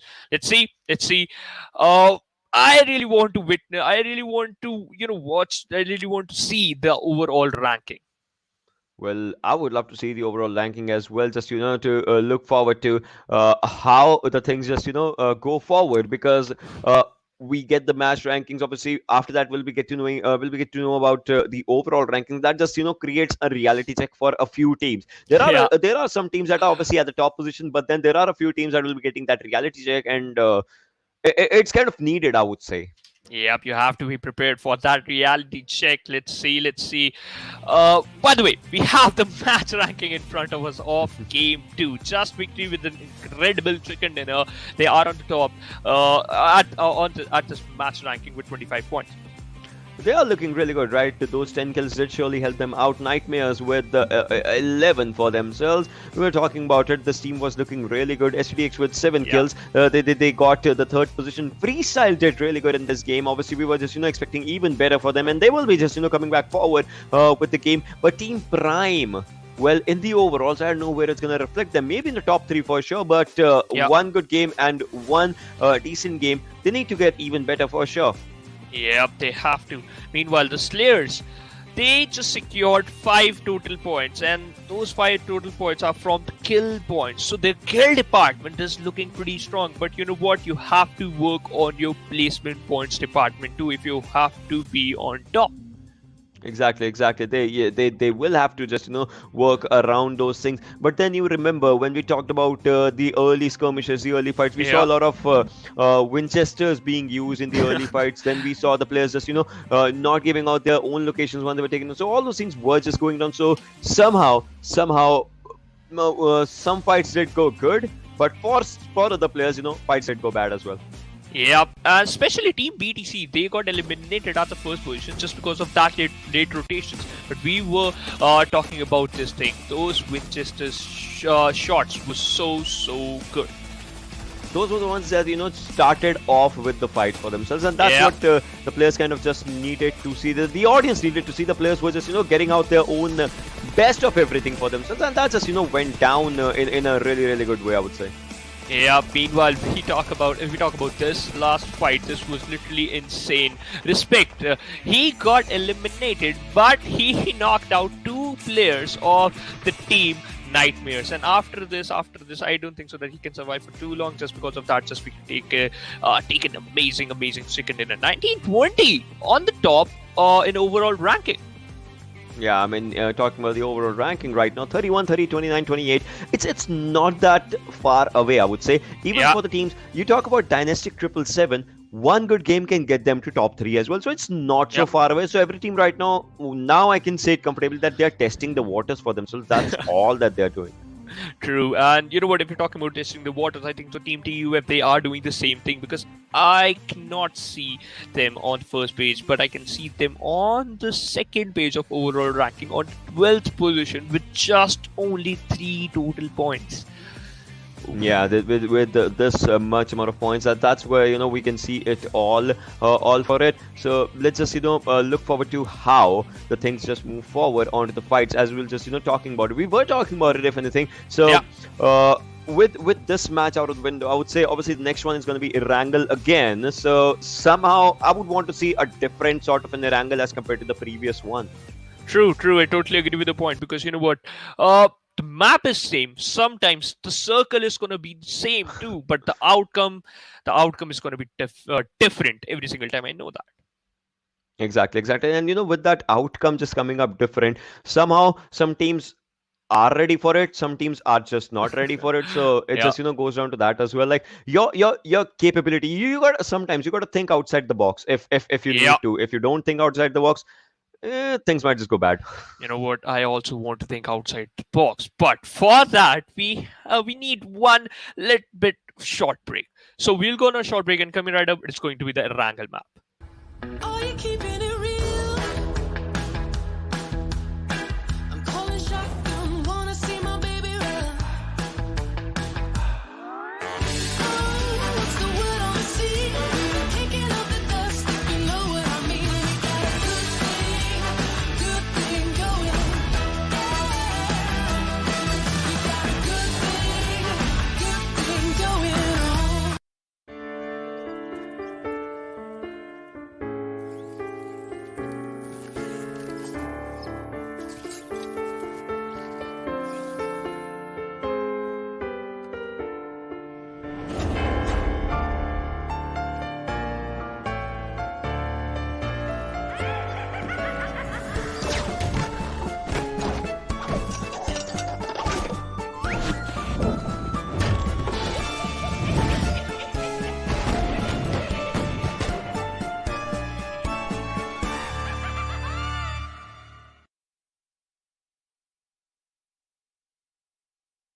Welcome to Karakin. Today, let me guide you on an in-depth understanding of this 4-square-kilometer humble island. Before stepping into Karakin, you may have already heard about the intimidating Demolition Zone.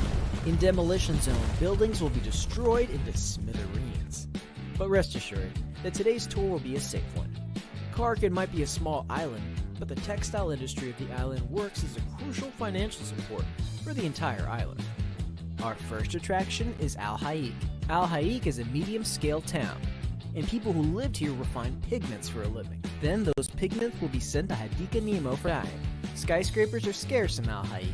Compared to other urban areas, there are fewer visitors here, which makes looting easier. It's a perfect choice for a team of 4 in search of adequate equipment supplies.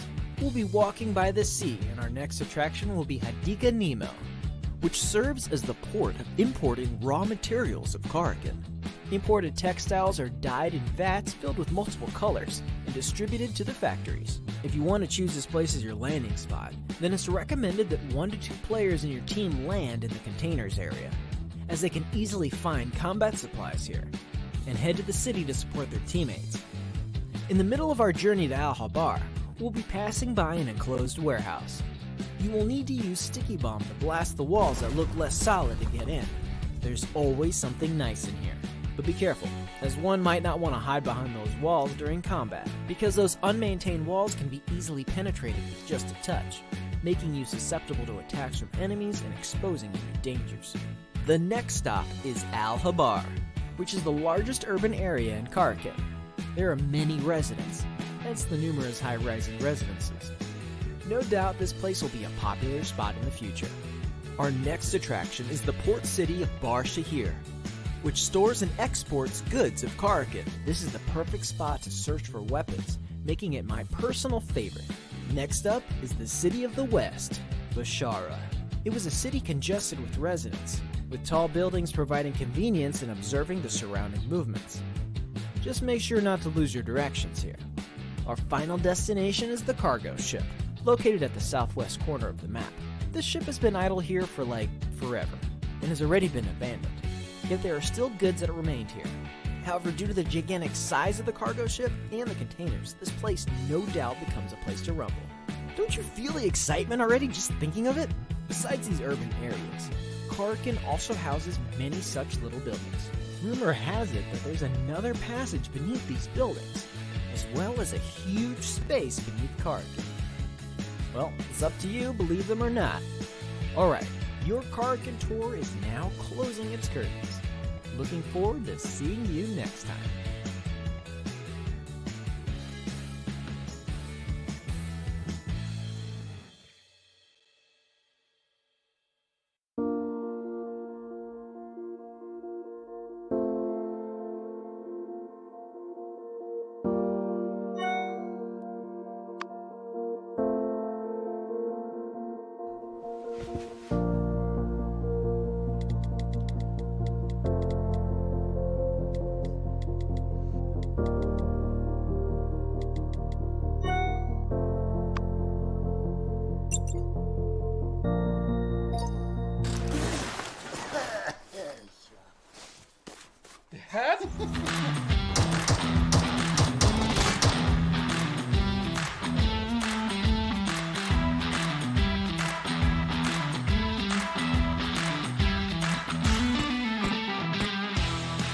Yeah, we got it, we did it! I know you'll be there for me. I'll always be here.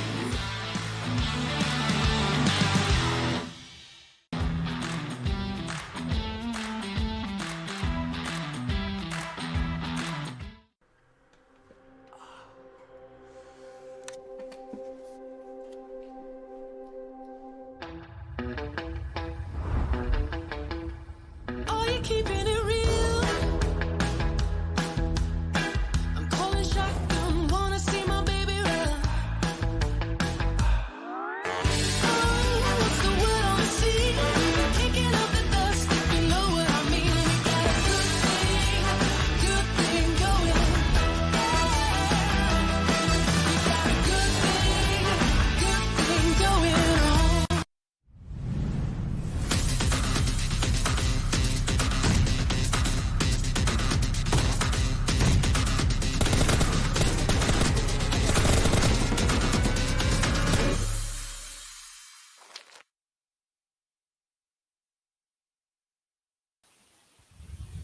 Hello everyone and welcome back to Pubgmobile Campus Championship Pakistan by Oppo F19 Pro hashtag Wook Up Your Fun. My name is Ocean, alongside me is Ankit, and obviously we'll be dropping on once again onto the lands of Erangel to look forward to what this Erangel brings us as compared to the previous one. I'm open to surprises. I want the teams to just think outside the box for this.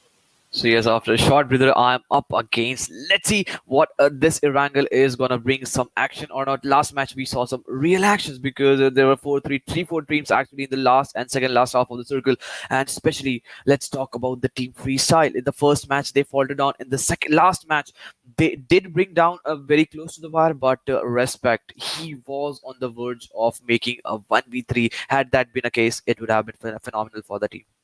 He always is a phenomenal player. I mean, talking about FS, right? This team has been just showcasing their dominance, and always like freestyle. They sometimes they like to make their own rules, which the Yes. opponents cannot just play against, and they love to play with those rules for themselves. It's kind of a mind game that that this team brings onto the table. But while talking about the game right now, from Novoripna to Georgopol, the flight part divides the map into two different halves, which is a really good thing right now to look forward to. So for a very long time, we just saw a flight path that actually try dissect a map into 50-50 part, where obviously one half will be in the military base island and Gatka Hospital, Puchinki will be the areas, but on the right hand side, School Road, Zog shooting range, Severi, Stalwart, Sniper, Manchester Prison, Shelter, Milta will be all those glidable areas. And as I said, I'll be still waiting which team goes down to the area of military base, but no, it seems that none of the team has again chosen to go to the area, but Team Prime, the team that actually got the chicken dinner in the first match onto Novirup Ocean.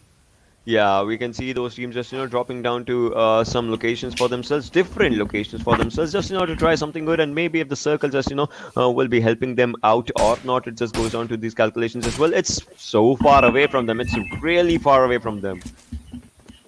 Yes, and last time we saw at the Milta, two teams were actually trying to convert just victory. After that last victory, they must be thumbed up. They must be pumped up, and just because of that, Nightmares onto the back foot. It seems that they have no guns for now because they had just landed onto the surface. They had just landed onto this battleground, and they have to secure some loot. But for now, it seems that they were on the receiving end, but they would retreat as soon as the players from Just Victory stops firing them. Yeah, they were on the receiving end for sure, but now it just comes down to how they will be just looking forward for the fights for themselves. Well, Blaze again just trying to move on to the backsides and the place where he's going. I mean, the Offendum's out there. I hope he's not just going too close to him. I don't know what Offendum is just doing. Just he's just lying down, He has and no gun. he has been spotted down as well. That kind of just constitutes to a bad thing, and that is Offendum's knock that will be just coming out. Exactly. So last time we also saw just victory, one player being eliminated in the same area, in the same vicinity, in the same proximity, and this time Nightmares onto the back foot. Already we are into the 2 minute 30 seconds of the clock, and with that, one player has been eliminated from this match. And right there at the start, we saw 57 players with the 15 team. That means some of the teams are also not playing with a complete 4-man roster. Rosh. Yeah, there were a few, there will be a few teams that were not with their good roster as a whole if you just talk about it, but they'll still be good with their gameplay. That's one thing that we'll be pretty sure about when we will be just talking about the gameplay, and the teams would want to just showcase the best gameplay for themselves. Yep, they have to. They have to if they need to perform. But talking about that showcasing performance freestyles that were actually pumped up from the last match, they went down to the circle. Now they are trying to put a carnage onto the players of Envoy. The only then survival from the players in the same track. He already took one player down from FS, and that was Malik with that Uzi. But no, a cover fire comes from the players of freestyle, and Tyrant was the player that actually rescued Malik.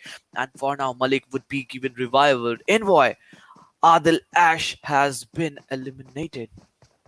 Well, the eliminations were there to arrive right now, and 9TM is looking really good with their own fights as well. Envoy, they did lose on one player, just like you talked about it. But now, the only decent thing for them is that they're inside the circle. Talking about staying inside or not inside the circle, FS, there are few players are inside the circle, few are not. Well, 9TM's Maxi just moving forward to get another kill for himself, as he'll be taking down the player of JV. And this was a skirmish that happened in the last circle in the previous game. Now it's happening early. That means both these teams would want to just look forward to the goods of the goods and bads for themselves, as both these teams were the top surviving teams in the previous game. Yup, just saw them on to the last match that how these teams were aggressing and trying to aggress, but it seems that Blaze that is still being knocked down, and revenge can still be taken, and trade knock will be done as he is just bleeding out, and the kill would obviously be secured. But why they are aggressing in the very first half of the game? Because again and again in the last Erangel, we also saw these teams colliding in the same area. Some players from the Just Victory team being picked off in that match. In this match, Nightmares were onto the back foot, but they also tried to bring just victory onto the back foot by eliminating one player. So what do you think, Ocean? What is their mindset and what is going around in the minds of IGL? Probably getting more kills is what everyone wants, right? Getting Yeah. more kills for themselves is what everyone wants, and they're trying to get the best out of it. So maybe it just goes down to this, but we'll still have to see how will the players just implement it, because it's not an easy task, but it should be done as soon as the teams would want it. So we've already seen a contestation in the area of Milta and Milta Power, and as we were talking about the contestation, if it is done onto the player of the Slayers in the Pochinki, how would that be? Talking about poaching, I mean, it's a really good area, but I don't think so that someone's gonna like no team's gonna contest them out there. But the circle, by the looks of it, obviously will be going around the hill area, not exactly onto the hill area, but around it. So that will be a good thing. The teams from Yasna can rotate from the northern side, and Yeah. by the looks of it, you can see they are looking for it as Glory Nation is just moving. You can see the players going up onto that area. Milta Power, that contestation again, the kills was something in their minds. Obviously, they wanted to just go for a safer loot, but once they saw that there are teammates, there are opponents out there, they just went in for the kills. I mean, it just comes down to how you want to just play your game, and the players are looking forward to this one only. Yes, but look at that split from the players of Envoy. 2-3 players onto the back end, still holding the area of Primorsk and Feripair, and Red Ash into the center, into the areas of Gatka. And also, if he gets picked off in that area, he will be isolated from his team and no revival would come as for sure. But in the first match of Erangel, we saw an Eastern dominated circle. In this match, we are seeing a bit of Western side of circle. I mean, it just goes down to it where we are just thinking about it or not probably. But this kind of circle kind of gives the teams a cushion. The ones that are in Georgia Pole, a cushion to just stay there. Because last Yeah. time, if we just talk about it, there were fights happening outside the circle in Georgia Yeah. Pole. Now teams can just try and look forward to if they want the fights, if they don't want the fights, and it's just giving them a lot of time just to stay there. So that's a good thing in their own way as well.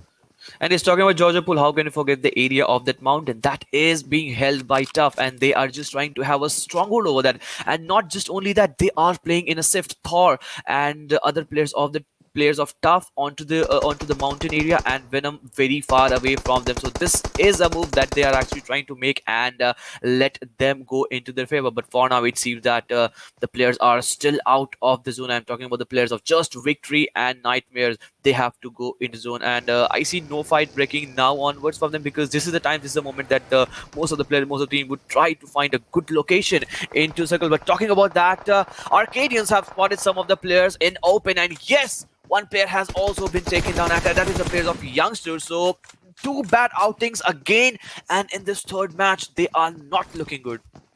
They are not looking good at all, the way the fights are just going up. But now Arcadians, with those kill numbers that they are slowly and steadily getting, they want more, and they are spotting down the players. By the looks of it, they have spotted on they have narrowed them down to a few buildings where they might as well just find the players. But Kazan, he's just waiting for the right opportunity. I mean, whenever his opponent just gets out of that shack, he knows he can take him down. Shezi as well. So they have good weapons, and by the looks of it, they might as well want to go for a slam in onto that area. Let's see what happens as Baba. All right, he's just moving on to the backside because he knows that he cannot stay here for any longer. He wants that cover. He wants that backup for himself. Now the player moves in. He knows that the player's onto the outside. Now there's going to be a cat and mouse chase happening onto this area, but will it be worth it? That's just one of the most important questions as KMD on the backside. Baba is here as well. Now the locations have been given. We'll have to see which player goes down first. Gambler takes on one from the back inside as well. KMD takes on one as well. All right, the fights are happening, and now it's just one player surviving from the opposition team. So Arcadians not only just took the fight in a very close range, on a very long range, we saw Musin into the action. So Arcadians have already spotted the players of Dynastic 777, and this is a moment that is not actually looking very good for them. For now, all the four players are intact for Arcadians. Gambler, he just need to heal himself off. Obviously, he will go for the great part that Musin shot. While we were into that action, into that close range fight, that Musin action, popping his head out, it was a very good shot from him in this very early half of this game. It definitely was a really, really good, a treat to the eyes to watch, I would say, as a way, because we sometimes miss those shots, right? We sometimes miss those shots if we just talk about it, the sniper stuff, the DMR action, but once we see it, we know it that, we were in for a treat as well. But look at that, Arcadians are not making a push onto the apartments of schools, and it seems that they would be rotating in a circle in a moment or two. So this is a very good move for them, because none of the teams would want to execute a fight in the outer half of the safe zone, because obviously you would be getting the shots from the players, and at the same time you will have to face the brunt of the blue zone, and that would be a double whammy situation for you. Yeah, that will happen, right? But if you talk about the circle as the zone's just moving up forward slowly and steadily with the players just out there, again the northern side is completely empty. Think about it. The circle will be shifting up a bit north, and that area is empty. So it just creates a lot more trouble for the teams to just rotate. Not right now, but once they'll realize that it's too late. Yup, and what if we see a shooting range circle? It will be a very interesting situation, because none of the teams are onto the northern half of the circle, and the moment the circle makes a northern shift, all the teams from the southern side, from the eastern side, or from the western side, and this was the thing I was talking about, teams like Envoy, Natiom, Envoy, DYNASTIC 777 Prime, just victory, they still have to make an entry, and with that we are seeing the rotation of youngsters, players like Starboy. Obviously they did lose one or two players into that rotation, but they have successfully pulled themselves up in that edge of the zone. Let's see if they hold a very good compound, or if they would find themselves out of the fight. They will be a good position in a while or so. They definitely will be in a good position in a while or so if it just goes down to. We'll have to see how the fights just keep on moving slowly and steadily as the fights will be talking about it. But so far we can't see much of the fights happening, but the rotation is where the teams are focusing on. But there are a few teams, one as per specific, I would say that's on the blue side of the circle, so they are still just thinking about it, that so as to where to move and where not to move, what to happen. But talk about the fights, they are happening right now with Arkadians just onto the corner with NF, but will they be taken down? By the looks of it, the grenades are working good, and now it's time for the guns to just do their work, as Kazan's just out there. He has been spotted down as well, low on HP. The helmet's just onto the verge of being, helmet has been taken down though, and the players on the verge of being taken down both the sides. As you can see, Kazan's out there, and so is his other opponent just onto the backside. Both are using the first hit. It's the right thing to be used, but now it's time for the fights to be just ending up one team or the other. Yes, and this fight will have an execution. This fight will have a conclusion, and it seems that No Fear onto the back foot, because two players have already been eliminated, and it seems that No Fear, one player has been spotted down by the players of Arkadian, and Kazan with his brilliant spray off barrel, can he take the one player down? Because it seems that he will be taking him down, but from another angle, and yes, Kazan is the player who takes the second last man, and in a moment or so we can see an elimination of the team of No Fear, as they just encountered themselves while they were trying to make a rotation. But just victory players have also been spotted by the players of Arkadians. Kazan is having a very good time in this match. It is how it's just going forward with everything onto the fights. We'll have to see how the fights just slowly and steadily go together with everything, as Josim is just sitting out there with a gun in his hand. Arkadians are moving up forward. Oh, they take down one. They will be on the verge of taking the whole team down as the players slowly and steadily are being taken down. But look at this, the players are being taken down, but Arkadians still surviving. Two players remaining out there. The revives will be coming up, and they are going to enjoy the loot as a whole and the safe area inside the circle. For a moment, their hearts were in their mouth, as two players did falter down in that single spray that actually was coming, and that was a good repellent from the players of No Fear. It seemed that they were on the back foot at the moment, but anyhow they survived. Not just only 4 kills, they will be looting those crates and will be making a rotation. They just have to be very cautious from the players of Just Victory that were onto the right hand side of them, but we'll see once that fight erupt. But for now it seems that the area of Georgia Pool will become an area of contestation, as the players of Glory Nation have tried to spot down the players of the Slayers having a very good having a very good high ground, and if they would be spotted, they would be on a back foot situation. But no, Arbab with that spray, he did falter down with that horrendous spray, but he has received some of the sword. That means the players of the Slayers have got the exact location of Glory Nations.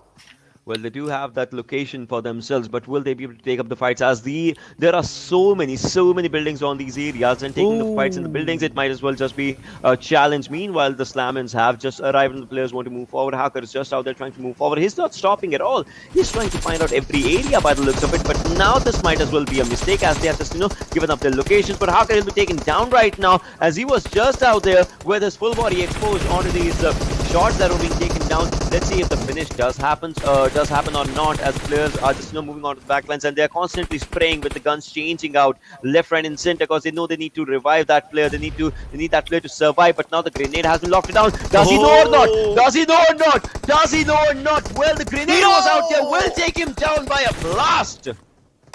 Arcubus, he should have preempted, he should have seen the moment that nade was lobbed in, and that was the reason he was obviously pinched down at that moment. But for a moment it seemed that Glory Nation were looking very strong, but with that knockdown of one player, they are not looking very strong for now. But for now, he has also been revived. A fight that was a part of a slam-in has also been pinched down, as Azaz has already been went against by the players of the Slayers, and the Slayers are staying for a moment, but they have also been put down on the back foot, as Arbab with that spray in one spray, he has already taken on one player, and this is the only man surviving. Arbab is the only man surviving from his side, but one player surviving from the players of the other side. This is also down to Arbab versus Dreed from both these teams. This definitely is down to them right now to take up all the fights, but look at that, the revivals are coming up from both the directions. They know that the revive is important. They need to have that second hand just in order to take up the fight for themselves. But now Red has to move forward. Will he be able to move forward right now? By the looks of it, he is. He knows the location. Probably not right now, as he's just moving on to the downside, and that might as well be really tricky for him. But the thing is, for GN's Pablo, he is just healing onto his own self using the bandages. Well, Red knows now that the player has just fallen down outside the building, and now Abab as well, just moving on to the backside. They are moving inside the circle, which is a really wise choice right now. Exactly, and I'm impressed with the way Glory Nation have actually defended the push. A push that came from the players of the Slayers. We saw that 3 men were trying to make in a push, and Reed, the player, was trying to give a very good flank angle, a very good cover fire from the backhand side, but that went against them. They should have gone for all those 4 players if they were trying to make a push, because Ocean, time and again we have seen that these apartments are not very easy to push in if a team is having a very good stronghold onto that beforehand.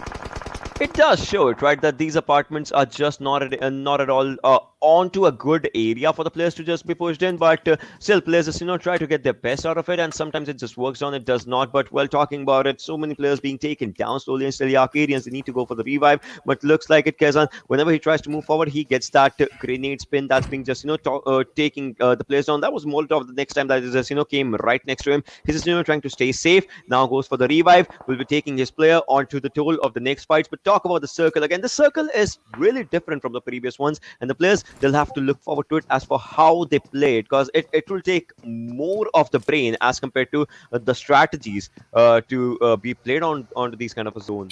Can we see an urban finish just in the 3rd game of the day? Can we see an urban finish? That's the question, and will be answered soon once the circle takes a shift. It will be a treat. It will be a delight if we just see an urban finish onto the area of George Pool and the apartments onto the back end.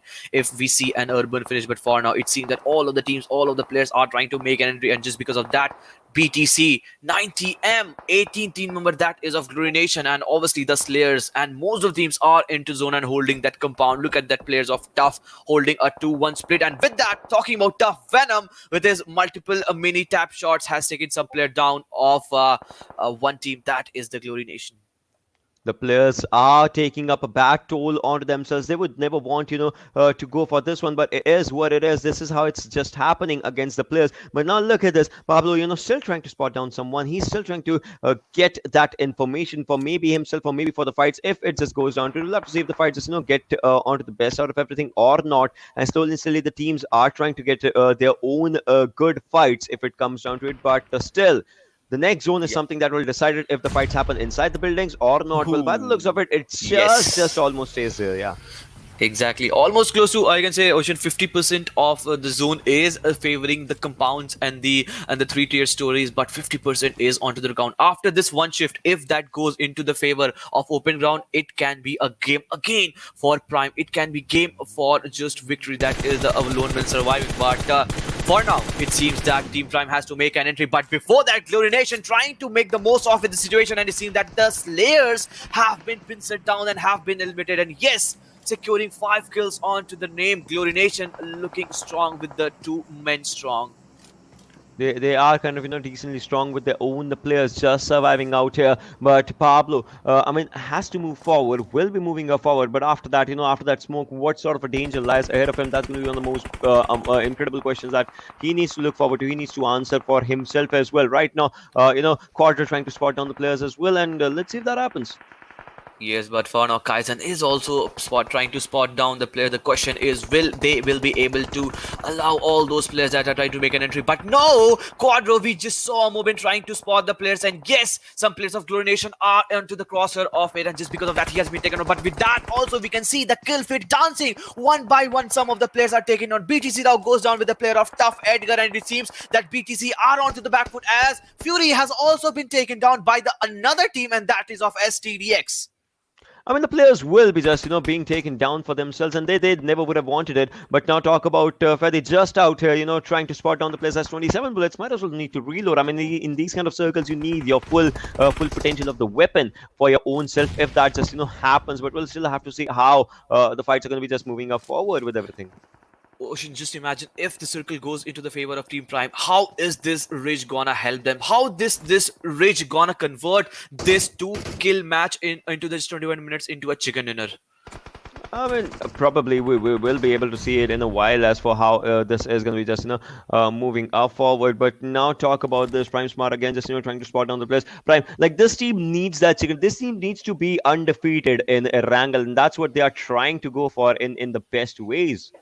Yes, still invincible because just one match and they are 100% right spot on the money with that 100% success rate. Just one Erangel into the frame and they just got right off the bat with that chicken runner. But for now, it seems that they are also trying to spot down the players, not for just only the close range, but also for the long range. But a fight is still panning out into that area where Glory Nation, one by one player has been eliminated, and just because of that, they are just one man remaining, and Quadra is trying to inflict the maximum damage onto the players of Glory Nation. And he's not allowing actually the players of Glory Nation to come out of the compound.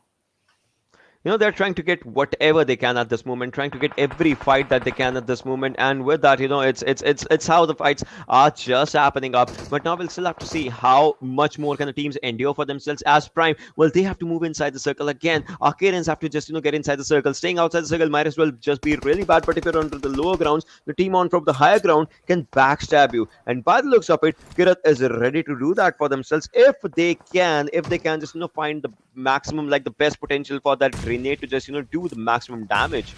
And it's just because of that we saw Arbab going down by the play zone. That means that he denied the kill because obviously he was pinned down by the players of 920. But a circle shift, that means all the players will be in a rush to make an entry into the zone, and just because of that, you can see some of the players trying to make an entry, and just because of that, Warthog have been pinned down by the players of Tough. Tough are really making tough for the players for now because they are not allowing, and with that Nate, some more players are taken down as Wardog is being finished off. And it seems that yes, with that Molly, the confirmation and the final confirmation has come onto the way. 7 kills in a total for the team of Tough. They are looking very strong, but one by one, Arkadians trying to make an aggressive push onto them. Can they defeat? Can they obviously help them go stronger in this match? This is the question that will be answered in a while. It is definitely a question that will be answered in a while for sure, but we'll still have to see how or what do the fights just bring out for the players, as there are so many of them happening inside the circle and onto the edge of the circle. So that's just one of the things that's just going up forward. Prime, meanwhile, these players again just they need those revives for themselves. The revives are coming up. They did go for a really good move for themselves, just to charge inside the circle. TUF, meanwhile, this is the game probably that TUF needed, and this is the game that they are showcasing in their own best ways. But this is not a game that Arkadians actually wanted, because one by one the players have been eliminated. Look at that, Ocean, 10 kills already onto their way, and still there are players remaining into the lobby. If this game goes into their way, I won't be surprised if this team takes a total of close to 15-16 kills.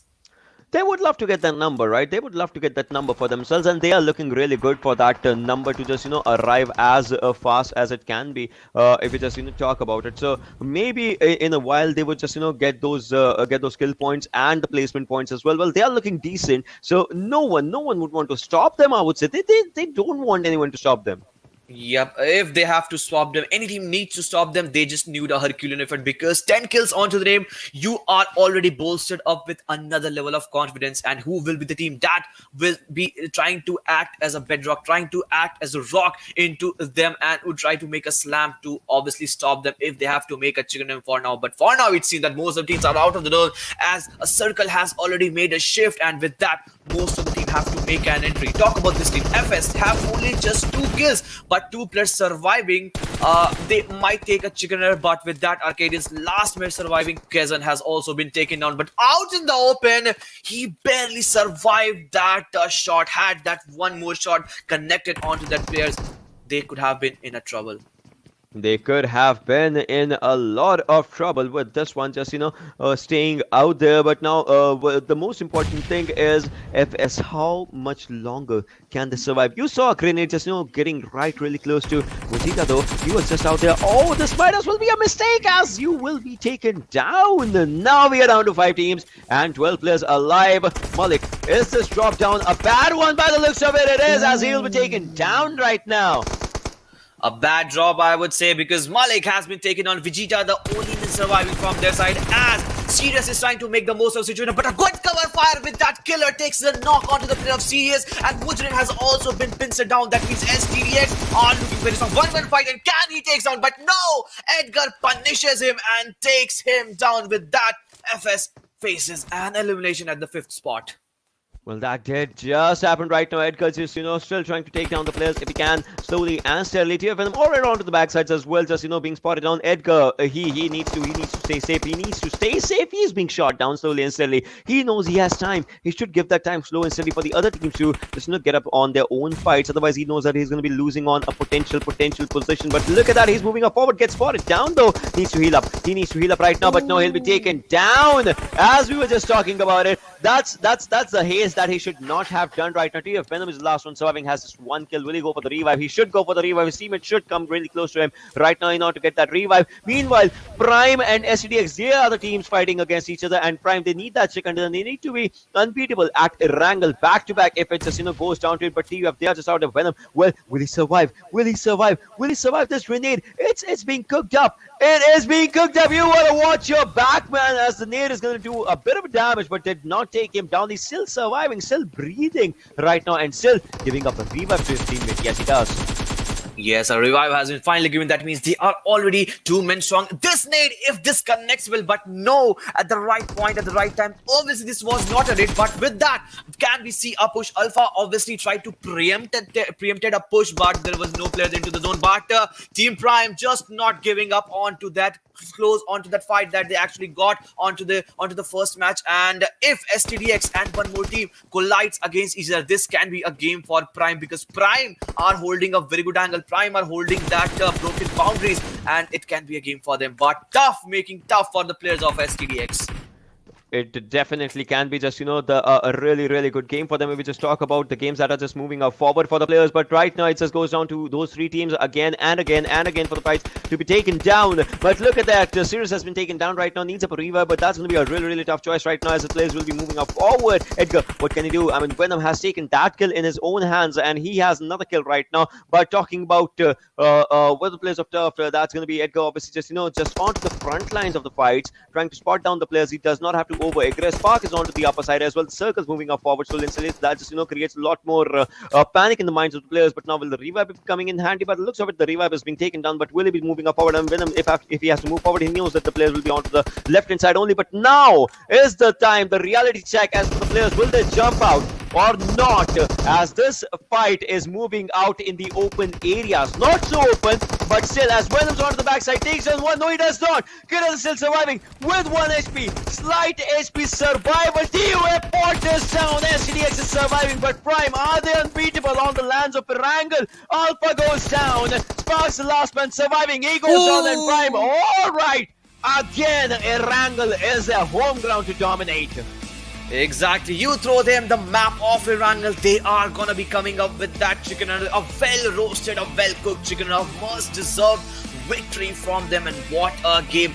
Talking about consistency, Team Prime right on the money. 100 on 100 for Team Prime. Well, they were looking brilliant with that game for themselves, and they did prove it as well. They don't stop. They don't fall down against the odds for themselves, and that just looks really good. But now, if we just talk forward with it, I would say somehow these fights were amazing, but it just goes down to the other calculations as far where the match ranking will be and all those things. Because I would say we would still want to see that, because Prime, we know it, they are unbeatable. Throw whatever you want to throw at them. They don't stop. Exactly, they were just two men strong, but the way they handle it precariously, cautiously, kudos to them. They only not just know about how to onslaught the players, onslaught the teams. They know how to hold a compound. They know how to hide yourself behind a ridge, behind a rock, behind a wall, and everything just went into the number. Just because of that, back-to-back chicken dinner onto the map of Erangel, and they are still unbeatable on the map of Erangel. Yeah, that's really true with everything. But again, moving up forward to this one, I would say somehow we've seen amazing fights happening on this match as well. There were so many matches that were just getting on their own better things, better stuff for themselves as we talk about. Because the first Erangel that just started up everything. Then there was the Miramar that just brought everything to reality. And now, because after that we saw the overall rankings for the first time, but now it's just Erangel that just showcases how much every team has learned Exactly. from the previous mistakes. So let's have a look at the match rankings to just talk about it even in more detail. As TUF, well, they were looking really tough right now. Exactly, 13 kills onto their name, and still making a way onto the top. But before that, they secured 10 placement points, and just because of that, 23 total points. Team Prime again with that well cooked, well roasted chicken dinner, a total of 22 points. But STDX 19 total points, BTC. So freestyle also close to the double mark. So I'm happy the way the points are being distributed between all these teams. Glory Nation also with 6 points. Well, the points were being distributed onto a good marker, right? Just as we talk about it, I would say some of these points, it just goes down to the competition. But talking about the competition, right? 9 to 16. I mean, they'll have to come back stronger in the upcoming matches, because there were a few teams that were looking really good in the previous games. But this one has been its own sense of ups and downs. Because Nightmares, talk about it. The previous game they were Exactly. in the top 2, and in this one they're at 11. So you need that consistency. If you don't have it, you might as well just fall it down in the upcoming moments as well. They just need to draw the inspiration the way our team Prime are making a way through them. And talking about inspiration, here are the moments for you. Yeah, I mean that's how it is. But to talk about it, right, FS, these are the OPPO moments that we just saw in the fights altogether, and I would say some of them were incredibly brilliant with the fights. Exactly, some gobsmacking performance, some gobsmacking pull outs by these players, and this was the push. Had there been this 1v3 situation, I would have loved to see. So not only just that, we also saw some ultra moments coming into this match. Obviously, Glory Nation trying to make a push onto the back ends of this Georgia Pool apartment, and they were denied at a moment because the Slayers were slaying them all in all. They were definitely just taking them down all in all, taking all the fights for themselves all in all, and that's how we just love to see all these fights. But this is where the final moments of the circle just started popping up, and a lot of fights happening out in the open. That's where the teams were taken down slowly and slowly. TUFL again, they were looking really good with all the fights that they were taking. They were coming out of it alive, except this one. I mean, just think about it, 1 HP remaining, still they survive onto their own hands in a really good way. They did try to take out every fight for themselves, but this final moment is where they got the chicken dinner, and with this one they get that first position with 2 chicken dinners in hand. 2 Erangels conquered, 31 placement, 19 kill points, 50 total points is what they have, but they are still pretty close with STDX that has 48 points. Exactly, but the first team to touch the halfway mark, half-century mark, Team Prime. Congratulations to the lad of Team Prime. A total of 50 points, but obviously they are being chased by the Team STDX like a parasite, because they are just 2 points away from them. And mind you, STDX have still not got the chicken dinner. Had this chicken dinner gone into the favor, or maybe into the next 2 matches, they can make a lead onto the players of Team Prime. But let's talk about the players of Just Victory with 35 points, and also some of the teams going down the line. But some teams need to up their game. They definitely need to up their game, right? Because that's needed. That's needed. The best game, your best game should be just, showed down there. If there's no best game, you might as well have to do it again and again and again, slowly and steadily. Otherwise, things might as well just, go bad against you. That's how the players are just, looking forward to their own gameplay. And once it just goes down to it, the players will be looking even better. But now, talking about these fights that have happened and that will be happening, of course, will be obviously just, after this one, moving on to the map of Sanhok and then Erangel again. Erangel is something that I would say Prime is looking really good at.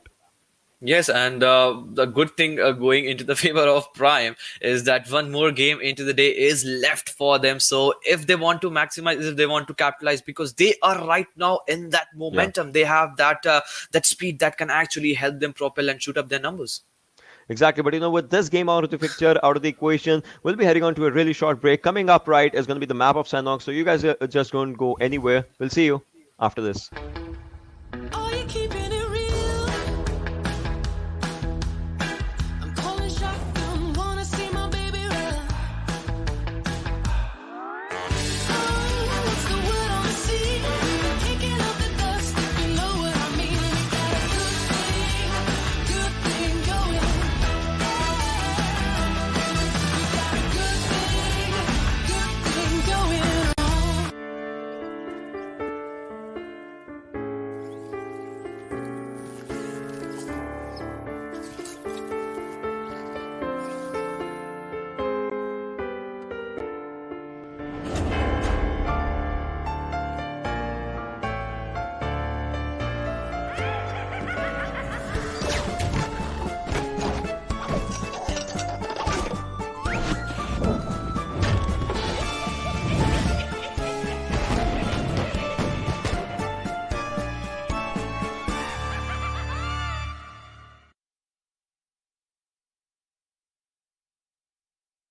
Welcome to Karkin. Today, let me guide you on an in-depth understanding of this 4-square-kilometer humble island. Before stepping into Karkin, you may have already heard about the intimidating Demolition Zone. In Demolition Zone, buildings will be destroyed into smithereens. But rest assured that today's tour will be a safe one. Karkin might be a small island, but the textile industry of the island works as a crucial financial support for the entire island. Our first attraction is Al Haik. Al Haik is a medium-scale town, and people who lived here refined pigments for a living. Then those pigments will be sent to Hadika Nemo for dyeing. Skyscrapers are scarce in Al Haik. Compared to other urban areas, there are fewer visitors here, which makes looting easier. It's a perfect choice for a team of 4 in search of adequate equipment supplies. We'll be walking by the sea, and our next attraction will be Hadika Nemo, which serves as the port of importing raw materials of Karkin. Imported textiles are dyed in vats filled with multiple colors and distributed to the factories. If you want to choose this place as your landing spot, then it's recommended that 1 to 2 players in your team land in the containers area, as they can easily find combat supplies here and head to the city to support their teammates. In the middle of our journey to Al Habar, we'll be passing by an enclosed warehouse. You will need to use sticky bomb to blast the walls that look less solid to get in. There's always something nice in here. But be careful, as one might not want to hide behind those walls during combat, because those unmaintained walls can be easily penetrated with just a touch, making you susceptible to attacks from enemies and exposing you to dangers. The next stop is Al Habar, which is the largest urban area in Karkin. There are many residents, hence the numerous high-rising residences. No doubt this place will be a popular spot in the future. Our next attraction is the port city of Bar Shahir, which stores and exports goods of Karkin. This is the perfect spot to search for weapons, making it my personal favorite. Next up is the city of the West, Bashara. It was a city congested with residents, with tall buildings providing convenience in observing the surrounding movements. Just make sure not to lose your directions here. Our final destination is the cargo ship, located at the southwest corner of the map. This ship has been idle here for forever, and has already been abandoned. Yet there are still goods that remained here. However, due to the gigantic size of the cargo ship and the containers, this place no doubt becomes a place to rumble. Don't you feel the excitement already just thinking of it? Besides these urban areas, Karkin also houses many such little buildings. Rumor has it that there's another passage beneath these buildings, as well as a huge space beneath Karkin. Well, it's up to you, believe them or not. Alright, your Karkin tour is now closing its curtains. Looking forward to seeing you next time.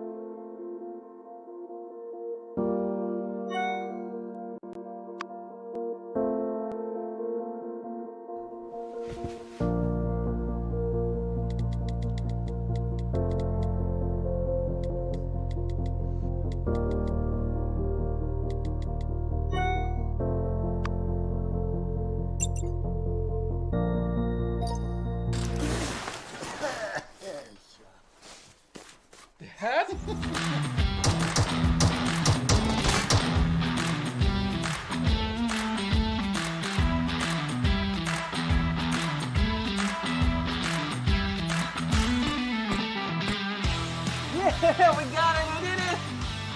I know you'll be there for me. I'll always be here.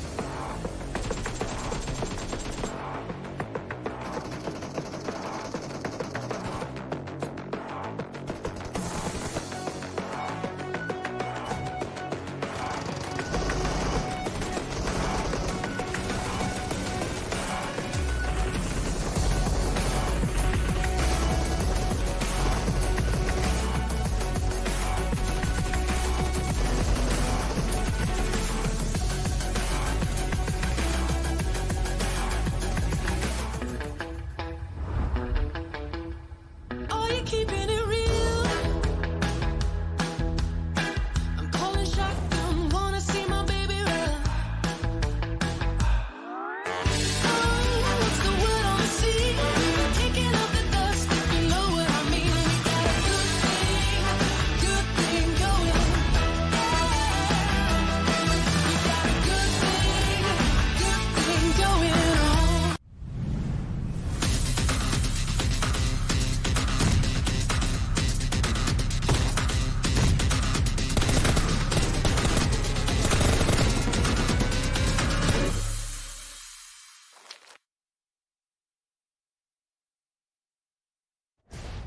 Gentlemen, to PUBG Mobile Campus Championship Pakistan region. My name is Phoenix Shivanj. By the way, it's sponsored by OPF19 Pro. My name is Phoenix Shivanj, and alongside me, it's Ankit, aka Switch to Max Sharma. So, Ankit, how are you, and how much you excited?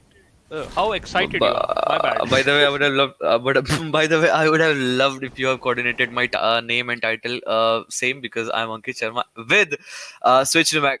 Well, the match is on its way as the fourth match of the day. Sanhok in the action. We have seen Team Prime coming victorious in the last two maps of Erangel. Can they make it the third one? Because they have been obviously dominating the map of Erangel. Can they take the domination level to this map of Sanhok? Our questions will be answered. Before now, we see that Prime again onslaughting the players of Envoy as one player has been taken down. Red Ash will be finished off the bat in just 1 minute 20 seconds. You were talking about excitement.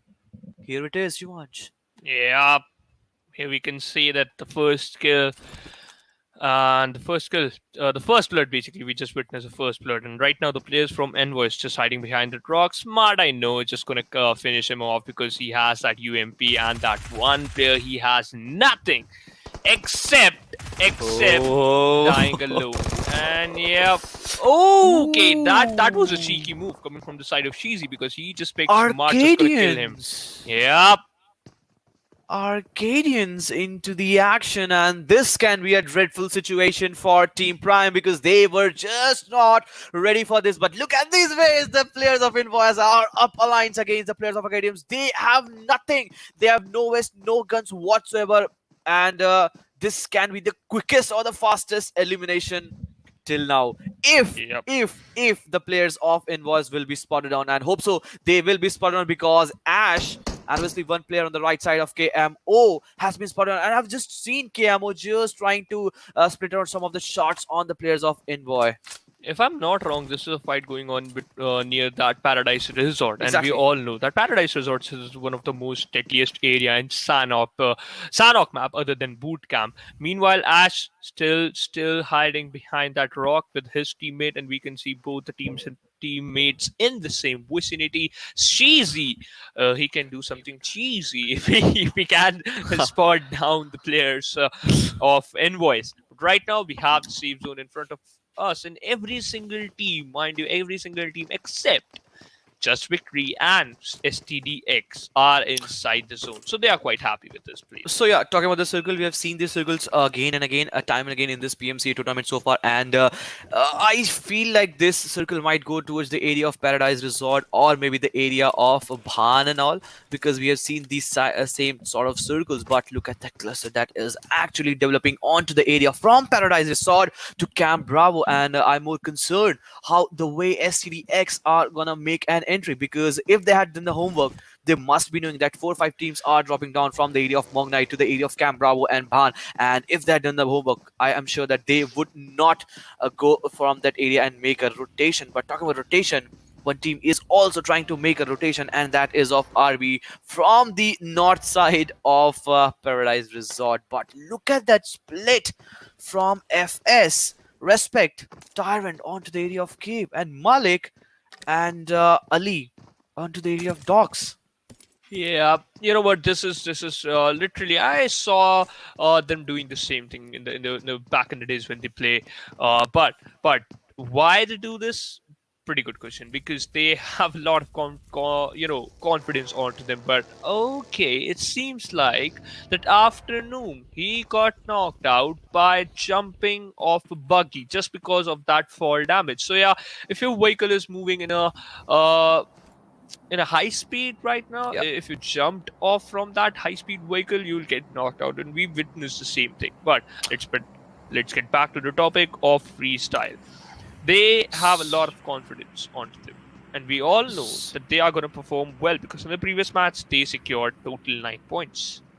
Yep, in the last match they had a good outing, a decent outing, I would say, because 9 points altogether in a match is looking good. But a Phantom with that burning buggy, that looks very good, that looks decent, that looks adventurous. But that is No. actually not adventurous for all those Yeah. players that are actually trying to rotate through that. But talking about 9TM, the Nightmares, they just need to put the pedals on their accelerator. I can understand, but not the way they are trying to do, because you would not want yourself to be in a position where you are getting the chip damage and being knocked out by the players, by the buggies that are already in a motion. Meanwhile, talking about that, the first drop on its way, Og with suppressor, and obviously a full level 3 kit that comprises of vest, helmet, and bag. This can be a very useful weapon if the players of youngsters want to have a hand over it. And obviously, they would love to have it, because none of the other players are to be spotted in this vicinity. Yep, only one team in the boot camp area. Because you know what, they just dropped down near that boot camp area, and they are holding that pretty well. That area pretty well. But the one thing is, we all know that if wherever the drop down, right, wherever the airdrop just dropped down, we all know that at that position the zone is just going to take a shift. So it might possible that the second safe zone, just going to form near the boot camp area. Meanwhile, we talk about the areas. Edgar, he spotted down the players of Nightmares in the same area, and he killed one person. He killed one player instantly. Johnny, he's in the watchtower, and Edgar switched to a frag grenade. So it's going to be interesting. Exactly, and if that nade connects, it would be more interesting to see. But no, Edgar just spotted himself out there pretty much, and just because of that, Johnny with that M416, he spotted him down, and he just took down. Had that nade connected well on Johnny, things could have been different. But for now, it seems that three-man roster from Tough. In the last game, they had a decent outing. They came #2 with I guess 11 kill. Maybe so they are just not trying to stop themselves, because once you are into the momentum, once you have gained the rhythm, you just need to capitalize onto that.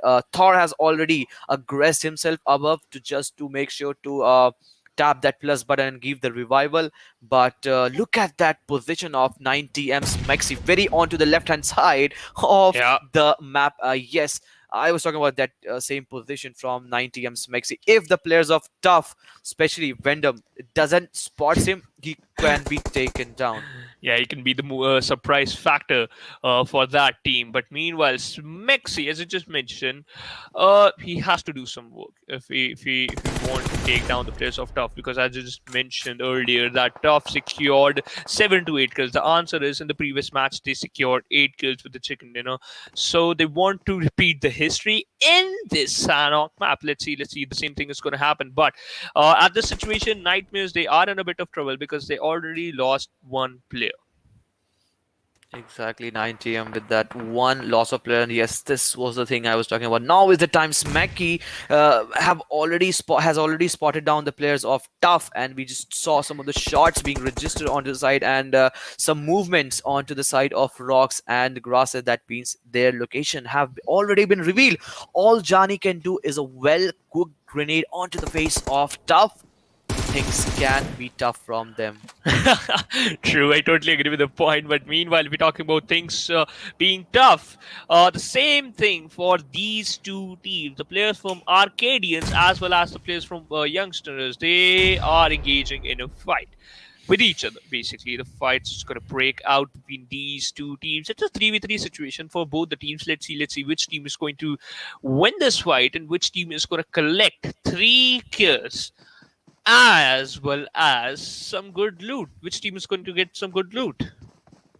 Yeah, we will have to see how these teams actually fight out. But Arcadians, they just don't want to lose much of the time, because the more you lose the time, the more you find yourself attracted towards all those players. Because we have seen in this map of Sanhok, because it's a small map, obviously the circle comes down heavily onto you, and at any point, at any moment, any team traversing from that area, if they spot you, they would not shy away from taking a fight on you. And we have seen how the players are backstabbed and are in a sandwich situation. So Arcadians, once they obviously pull themselves in this fight, when they commit themselves into this fight, they need to be executed. And we can see an execution, we can see a conclusion coming out of this fight, as Shizzy has already spotted some players down, and one kill that onto its name as a team. We have seen, because one of the players were caught out in the open, and that was a team of Envoy. But I'm still waiting. Where are the players of Envoy? Yeah, where are the last two players surviving for Team Envoy? But meanwhile, now it's just brought down to a 3v4 situation. Meanwhile, Blaze coming into action of Just Victory, gonna knock out BTC Rao, just gonna confirm that kill too. So at this position, Just Victory also breaking out some fight. But if we talk about this fight,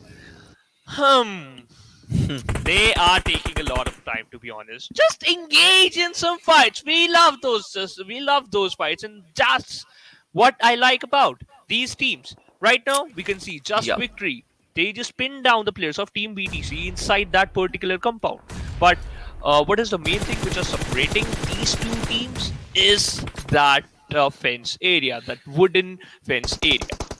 And from the kill feed, it seems that STDX have been eliminated by some players, or they have some damage inflicted onto the players. And this was the time that Arcadians were looking for, and opening onto the name. That means an aggressive push one-on-one from the fight. Gambler takes down the players of Youngsters, and Starboy was that player that was eliminated, and the last player standing from them was Danny OP, and sooner or later he was to be taken down. And yes, it was too soon that Yep. he will be taken down, and one more elimination coming onto the player. We are just down to 12 minutes of this clock, and we have already seen some players, some teams being eliminated from this match. But for now, one team, one player is also trying to aggress into this area of query, and that is of BTC. BTC are already onto the back foot, because they are just 2 men strong, as Just Victory trying to inflict the maximum of the maximum damage that they can do.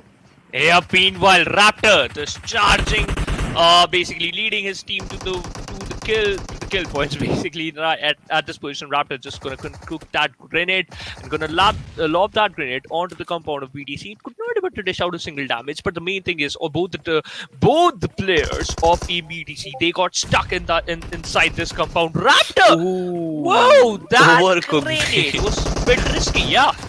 Exactly, that was an overcooked grenade, but a prone shot takes down the player of BTC, as Joker makes a knock, a 1v1 fight. But Fury is the last man surviving. Not only just, Joker is still on 1 HP. He tries to take one down, but no, out from the open, Raptor again rescues his team, and this is now just down to Joker.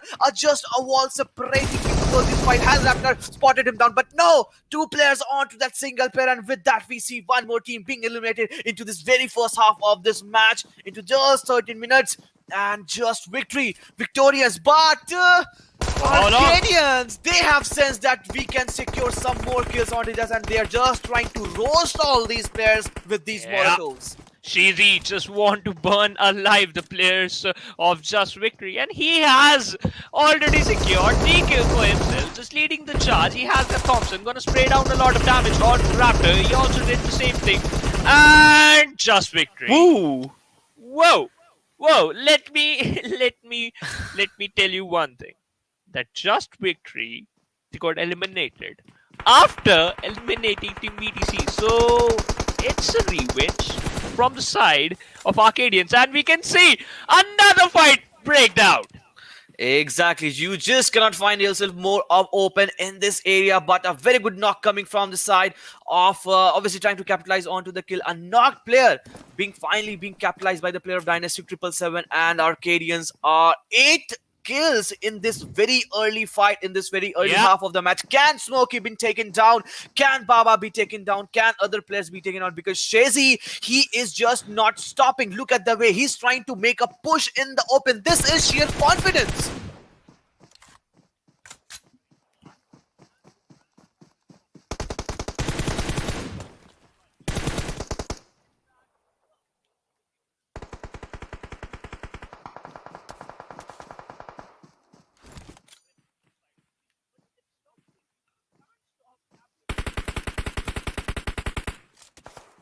Ooh.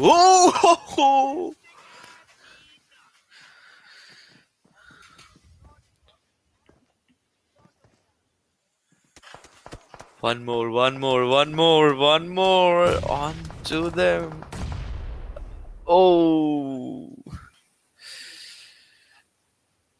Exactly. Smokes trying to be locked down onto the players, and stuns obviously being trying to use them to try to impair their vision. But the way they are trying to aggress, it seems that they can also be taken out. But from another angle, Arkadians take down one player from No Fear as Kashipopi has been knocked down. But a nade, they just were able to try to dodge down the players, and at one point, Dynastic 777 were looking very strong, but this sheer aggression, they are just not able to resist this onslaught. The only player surviving from Dynastic 777 is Baba OP.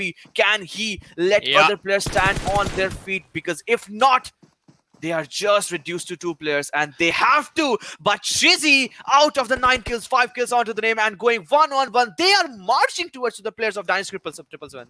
Trust me, Arkadians, finally, after testing a lot of water, after playing 3 matches, they finally understand that, you know what?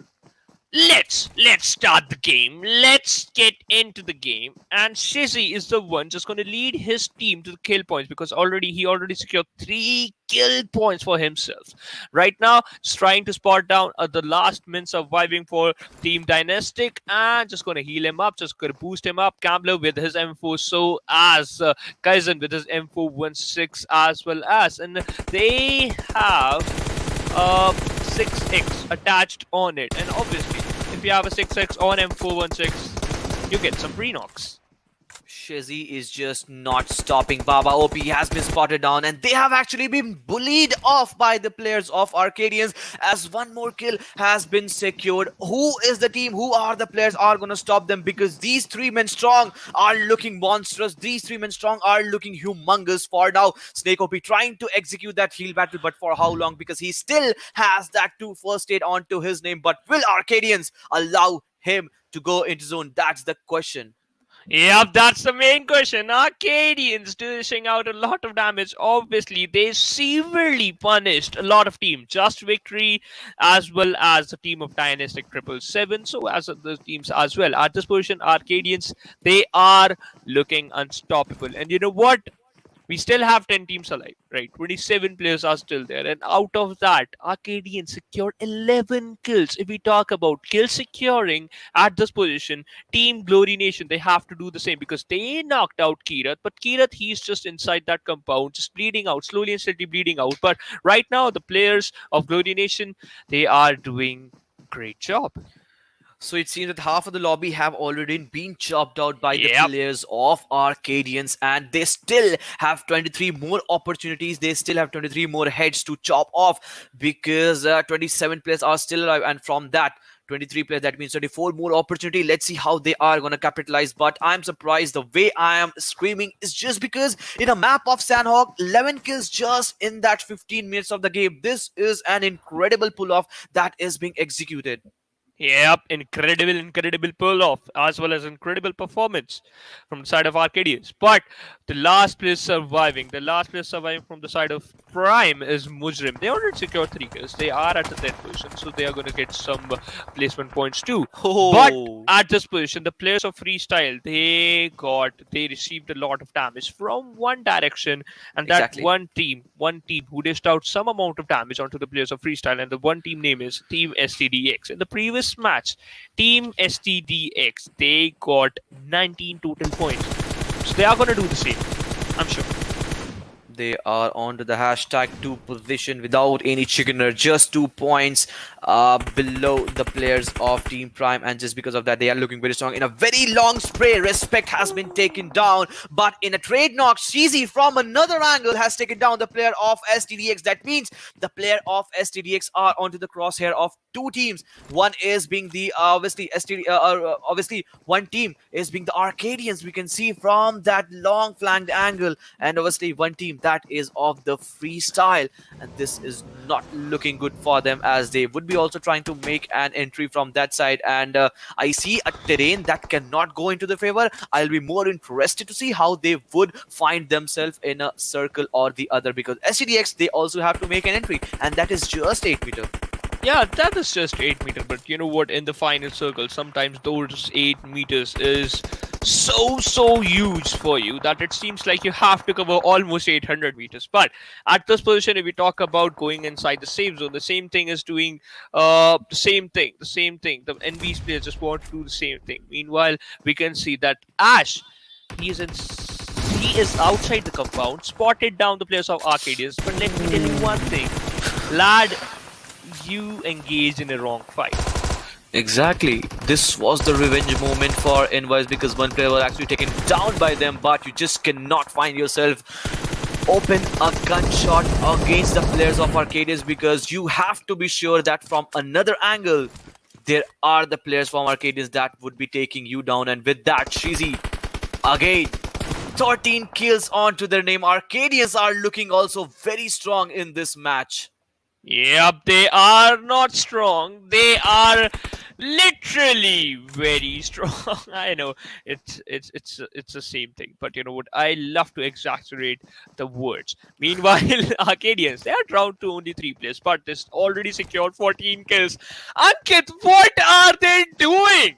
Can you explain it to me? At least it means just. They are just decimating. They are just not allowing any team to fit in the group. Be it be any team, be it be STDX, be it be some other team that actually showed down, be it be the Envoys. Right off the bat, we see some players trying to involve into the fight, and they're just not shying away from the fight. They are just pulling victory by victory into the name. They're just taking one player, one team by team, and with not only that, they have also find themselves in a circle. And one team that is not in the circle for now is No Fear. One player being eliminated in the very first half of the game. Jasim, with surviving with other 3 teams, will the player of FS allow them? That's the question. But from another angle, NF have received some shots as one player has also gone down. Yeah, as you just mentioned, that Team NF, they are in a bit of trouble because they already lost one player. 1920 is the one just going to pick that one player up. Meanwhile, FS Freestyle take an exit at the 6th position because Tyrant is the last man surviving. He was the last man surviving before he has been taken out. Meanwhile, now we have left with only top 5 teams. 16 players are there. But let me clear out one thing. I'm sure Arkadians are going to win a chicken dinner on this map. Sure. I'm not gonna synchronize with the bet that you've actually put down because anything can happen into the game because 920 are looking very strong trying to make an entry. 4-man strong can actually go into the favor, which is actually not into the favor if we talk about the men advantage. That is not against with the players of Arkadians, but with that, Wardo not stopping, trying to play down the players of Glory Nation Arquebus, but in trade knock, Pablo has taken down the players of 1920, and also I can see STDX joining into the frame. That means they have also find themselves in this party for the moment. Yep, at this moment, we still have 13 players left. Only 4 players are there, 4 teams are there, but by the looks of it, I think so. The survival time for Glory Nation is being cut down by the players of 1920 Esports. Fuddy, my oh my, that grenade could able to dish out a lot of damage, but we all know if grenade doesn't work out, gun should work out, and that's the answer is from the side of Fuddy. His M416, his spray is so accurate that he already secured focus. Gacha is the one on the receiving edge. He got knocked out, but right now 1920 they have one thing. They have to focus on one thing, and that is just move inside the safe zone. Exactly, and just because of that, Gacha was severely punished. It seems that he was seen bleed off, and Wardog is another player that would soon be taken out. That brings down to 2 men, and Quadra also been eliminated, and one by one, the team is going down. And not only that, the team has faced an elimination. With that, we are just down to the 6th circle. 3v3 classical fight on to this second last map of Sanhok. Gambler, Shizi looking very strong, but a nade cooked down from the player of Spark. If this connects, Shizi can be the man who has to be solved, because if Arkadians has to be solved, Shizi is the first man that they would be eyeing to stop at.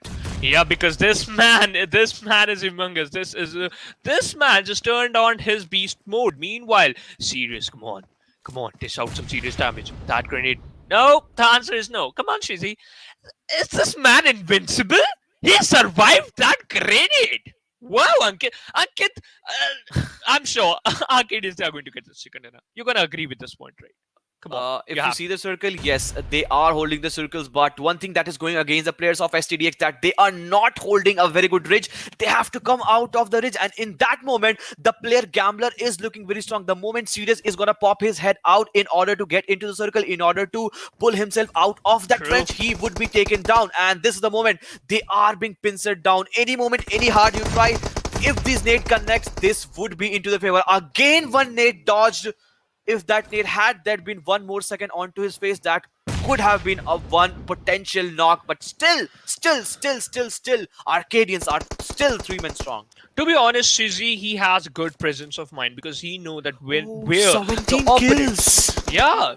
The main thing is where I was. Yeah, he had good presence of mind. The main thing is whenever his opponents lob one grenade, he know where that grenade gonna land. But right now, Gambler with that jump shot gonna knock out another player. Now Gambler just gonna finish the last player, and the answer is yes. Arkadians with an amazing chicken dinner. And I just want to hear out that from your side. How many kills they secured, Ankit? Maybe 18 or so. Okay. If that was 15, 3 more kills, obviously making a total tally of 18 kills. But that is close to 1/3 of the lobby that they have eliminated. And this is the way Arkadians are trying to dominate into this 4th match of Sanhok. A brilliant outing, a phenomenal match for them. And this is going to help them shoot up their numbers. And I can see you rolling your hands over your... Flat over your face. face I just don't have any because beard. you predicted Yeah. oh man let's give this guy a credit for not one last time, for one more time. Come on, man! You can't roast me again.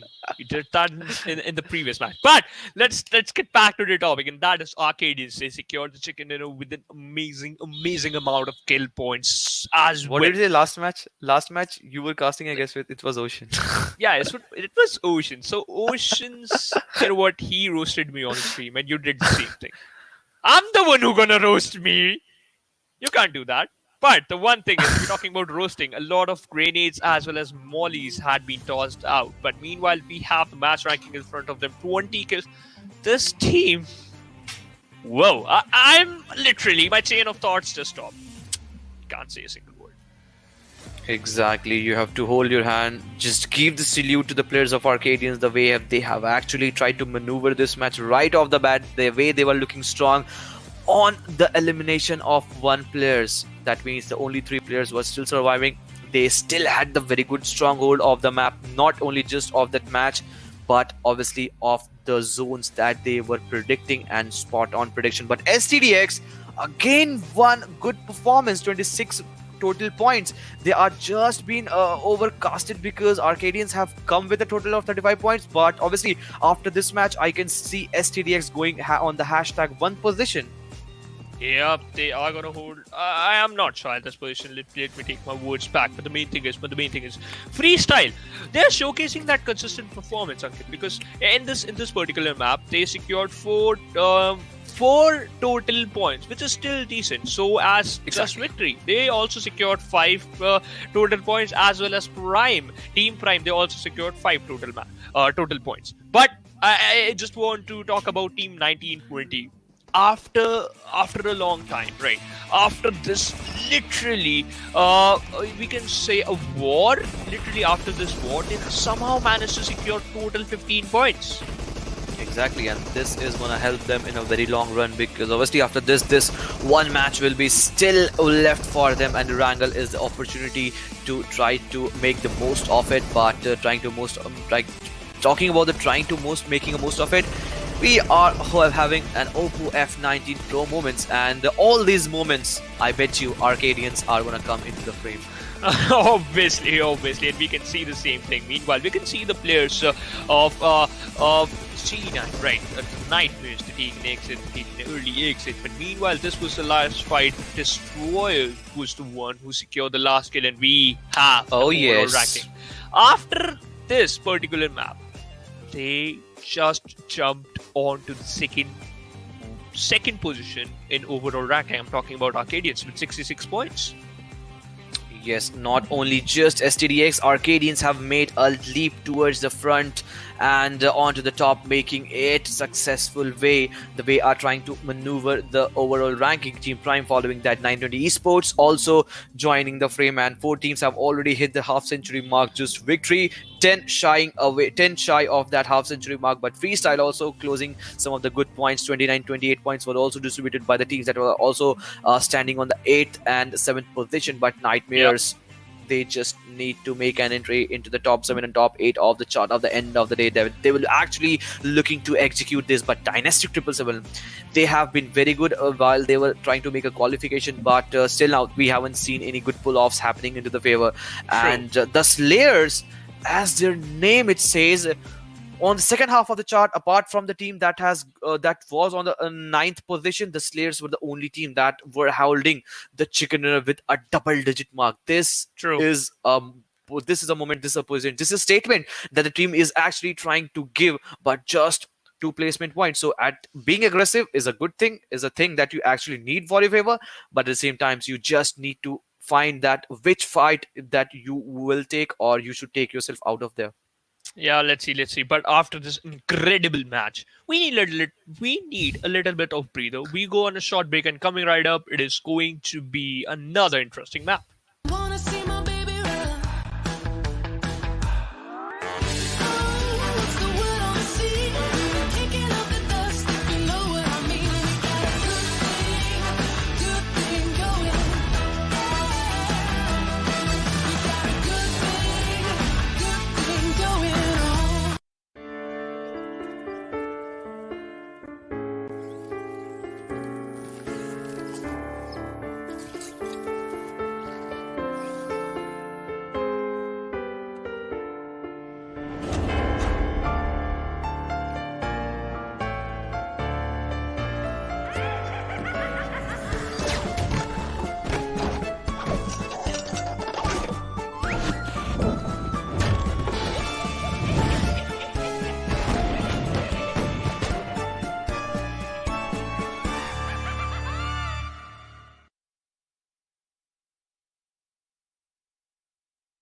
Welcome to Karkin. Today, let me guide you on an in-depth understanding of this 4-square-kilometer humble island. Before stepping into Karkin, you may have already heard about the intimidating Demolition Zone.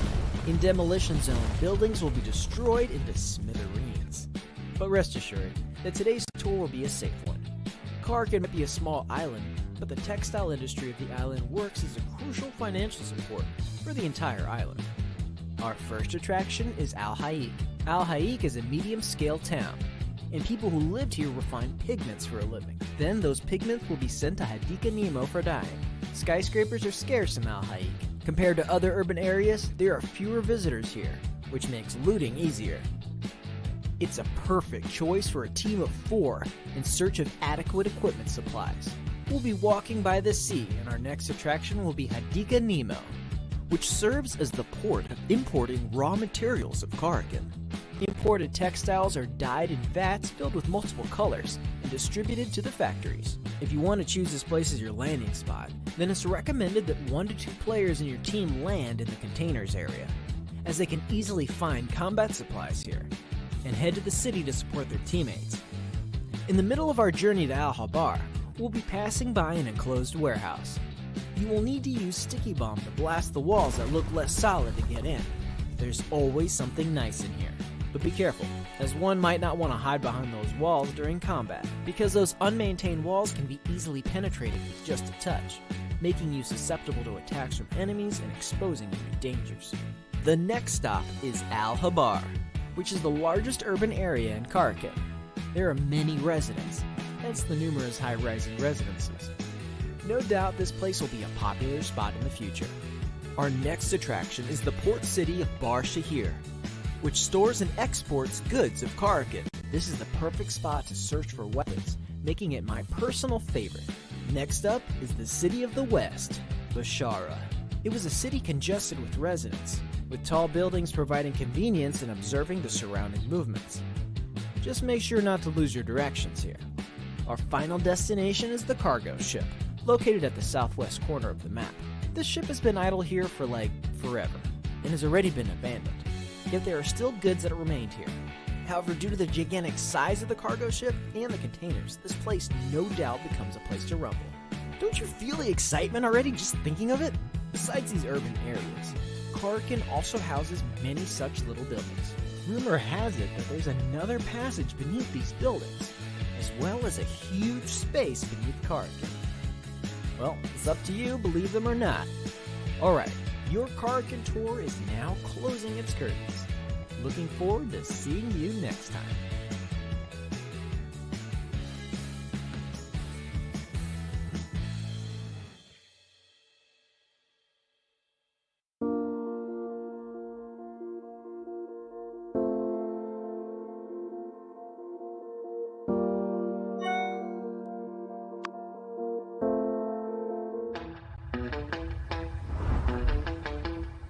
Are you keeping it real? I'm calling shotgun, wanna see my baby run. Oh, what's the word on the sea? Kicking up the dust, you know what I mean. We got a good thing going. We got a good thing going on.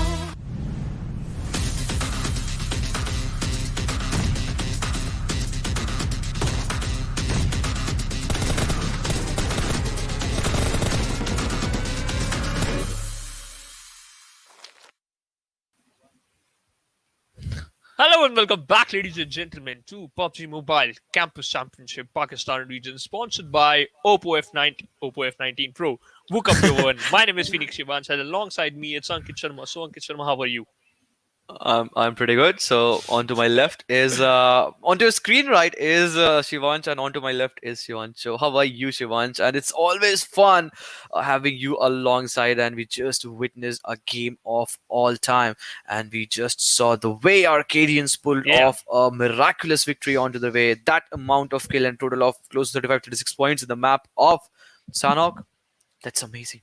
That was amazing, but we all know that in every single time in Erangel map, Team Prime became victorious, right? Exactly. In every single Erangel map, at least today, they secured a chicken dinner. And we have the Erangel map in front of us, and we have the plain part. It's going from Siverny, starting from Siverny and ending towards the northern side. We can say towards the southwestern side of military base, or towards the northern side of Remorse. Let's see which team is going to get the chicken dinner, or Team Prime. They are going to repeat the history or not. Only time will answer our questions. Yeah, Team Prime still invincible in this map of Erangel. They have got 2 out of 2 into their number, into their favor, but haven't been able to execute the same performance if we talk about the other off match, especially the Miramar and the Sanhok. But can they repeat? Can they make a third in a row if we talk about the map of Erangel? Only time will answer the question. But a flight path that is especially being dominated onto the western half of the map. That means Novorupnoy and cities like Milta Power are out of the game, and I am more conscious the way I'm more concerned if the players of Just Victory, where would they go? Because we have seen some of the players, some of the teams trying to collide onto the same area of Milta and Milta Power. And one more team I would like to bring into notice. It seems that Natiom were also the team that were going onto the same area, and one team was also going. It seems that the Team Prime was going to the area of Novorupnoy, but for now none of the team have gone on to those areas, and just because of that we can see a cluster being developed onto the Georgia pool and its southern side, and also onto the apartment side. But with that, a circle shift, and can we see a fight developing in the area of Pochinki, as we can see some of the shots being already fired on? I can see some fights in the eastern side of Rozhok area. Kaizen is the one who knocked out one player of team Just Victory. So at this position, Just Victory in the start of the match, they are kind of struggling because they already lost one player. Reaper is the one on the receiving edge, and we can see Raptors pretty far away from his teammates. The distance is a lot, but let's see. Is the revival is going to be there or not? Let's see what's going to happen. But the question is, okay, let Ankit see. Yeah, Ankit. So this is the same compound that is still in the contestation even after one more map of Erangel, and look at the way Team Arkadians are trying to vulture out the last player. Obviously, the first player from just victory. So I was talking about this same area. In the last match, we also saw a fight going on between two teams, and Yeah. I guess these were the also two teams, but. Just Let's victory. see. They just need to figure out things, because this is not the way you would like to lose the players upon. It is okay if you lose some of the teams, some of the players, and if you lose a fight, if you go 4-on-4 or 3-on-4, depending upon the lineup and roster you're trying to play. But this is not the way. Probably this is the last way in the list that players would look to go down. And Rebel, he can also be taken down, as he has been spotted down. And with that shotgun, not that run over. Oh, He has been obviously finished out by KMD, who is driving this buggy, but just victory. They Trust got the me. chicken dinner in this map of Miramar onto the second map, and faltering down this way is not the way I expected them to actually pan out in this match. true, true. I totally agree with your point. But meanwhile, Arcadians, they already secured 3 kills. In the previous match, they secured 20 kills. And that is literally insane. But meanwhile, we are witnessing the players of Dynastic 777. They again dropped down with the 3-man lineup, which is not a good thing for them, because right now you're facing one of the best teams in the Pakistan region. Exactly. And let me clear out one thing. So now Group A, they are going to play their 5 matches out of 10. So after these 5 matches, we'll get to know that which are the top 8 teams who are kind of safe, because, ladies and gentlemen, only top 8 teams will qualify for the phase 3, and that is the most important thing for you, to be in the top 8, to be in the first page of overall ranking. And yeah, you have to be on the top half of the chart if you need to qualify. And as you said, 10 games, that means a total of 6 games of Erangel, 2 games of Miramar, and 2 games of Sanhok. But Yeah. the best part is 6 games of Erangel. And after this game, obviously, 3 games will be left. Once Group A will come into action, we'll see again these fights being chopping off and happening in this map of Erangel. But for now, it seems that future FS freestyles are looking very good. For now, they are 4 men strong. They can spot anytime the players of 90M, that are the players of Nightmares and Smakey, out in the open. He just didn't expect that future FS players, freestyles players, will be this close. Yeah. They never expected freestyle players at the backlines, but the truth is in front of you. Freestyle, they are here, and they are hungry. They are looking for some kills. Meanwhile, Tyrant is the one. He got the first kill, and he is very close to another players of Nightmares. Just look out for your sidelines. You can knock out another players, or you could be in the receiving. You could be on the receiving edge too. Meanwhile, Neptune is the one who just lied down. He has that level 1 kill. He has M762. Ankit. What do you Yes, think? and Is he gonna I survive? expected a bit more maturity from the players of 9TM Nightmares, that are the Okay. actual names of it, because this is not the way that you actually would love to traverse out in the open, jumping and trying to do all those parkour action. You will be punished, because other players, other teams are actually looking to hunt you down. So in that moment, you just need to give a chance for them to actually punish you. For now, freestyles securing 1 kill, and they are looking strong. Tyrant is the man that has actually secured that kill, but it seems that 9TM has also been pinced down, and it will also go against FS if they take the fight for a very long time. For now, Yep. they are into the zone. We are just into the 6 minute 27 second. This match is not as fast as Sanhok, it happens, but obviously we would want this fight to soon get to a conclusion, or if the team retreats, that will be a good thing. But for now, Neptune cannot retreat from this position, because he is onto that lower ridge, and if he tries to retreat, he might be spotted down by the players of freestyles. Yeah, I totally agree with the point. But you know what? Freestyle, they are on the 7th position in overall ranking. So they need some kills. And Tyrant, oh, he dished out a decent amount of damage on Exactly. to the player of Nightmare. But they have to take care of those sidelines, because we know that one player, Neptune, he is still prone down. He's still prone down in the same area. And you know what? If he could lob one grenade onto you, I'm sure that at least one player will get knocked out. Yeah, exactly. They can knock down, but we can see one more team, one more player trying to aggress into the same situation, and it seems like yes, BTC have come into the circle, and Raptors 69 with that run over. This is not looking good for just victory because already two players have been eliminated. With that one more player being eliminated, obviously they will be. But it seems that yes, FS Freestyles have sensed it that they just need to take this fight. Neptune can backstab the situation. Does Respect know this? Oh, I don't think so. Meanwhile, Freestyle, they knocked out one player. Only two players surviving, but that Neptune, he is pretty far away from the back. And the kill is going to be there. Meanwhile, Johnny, the kill confirmation is also there. And we can say Fandom, he is still inside that compound. And Freestyle, the players of Freestyle, they are searching for that last player. FS Malik spotted down Neptune. Neptune is the one just going to knock out Tyrant. Right now, Neptune, he's on very low HP, but he's going to finish that kill because he just want to confirm that one kill. And he has that first hit too.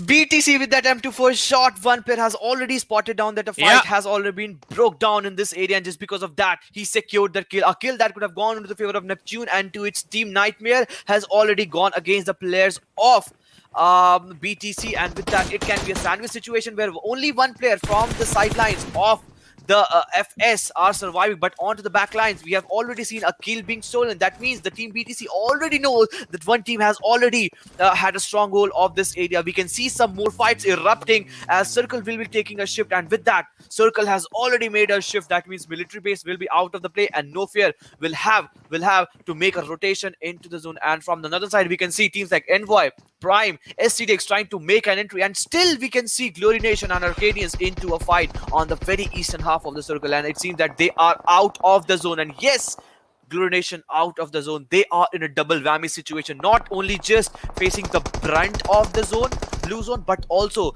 getting some shots from the players of Arkadians as they are not allowing the players of Glory Nation to come into the zone. True. Right now they are, they are engaging in two fights. I'll explain that to you.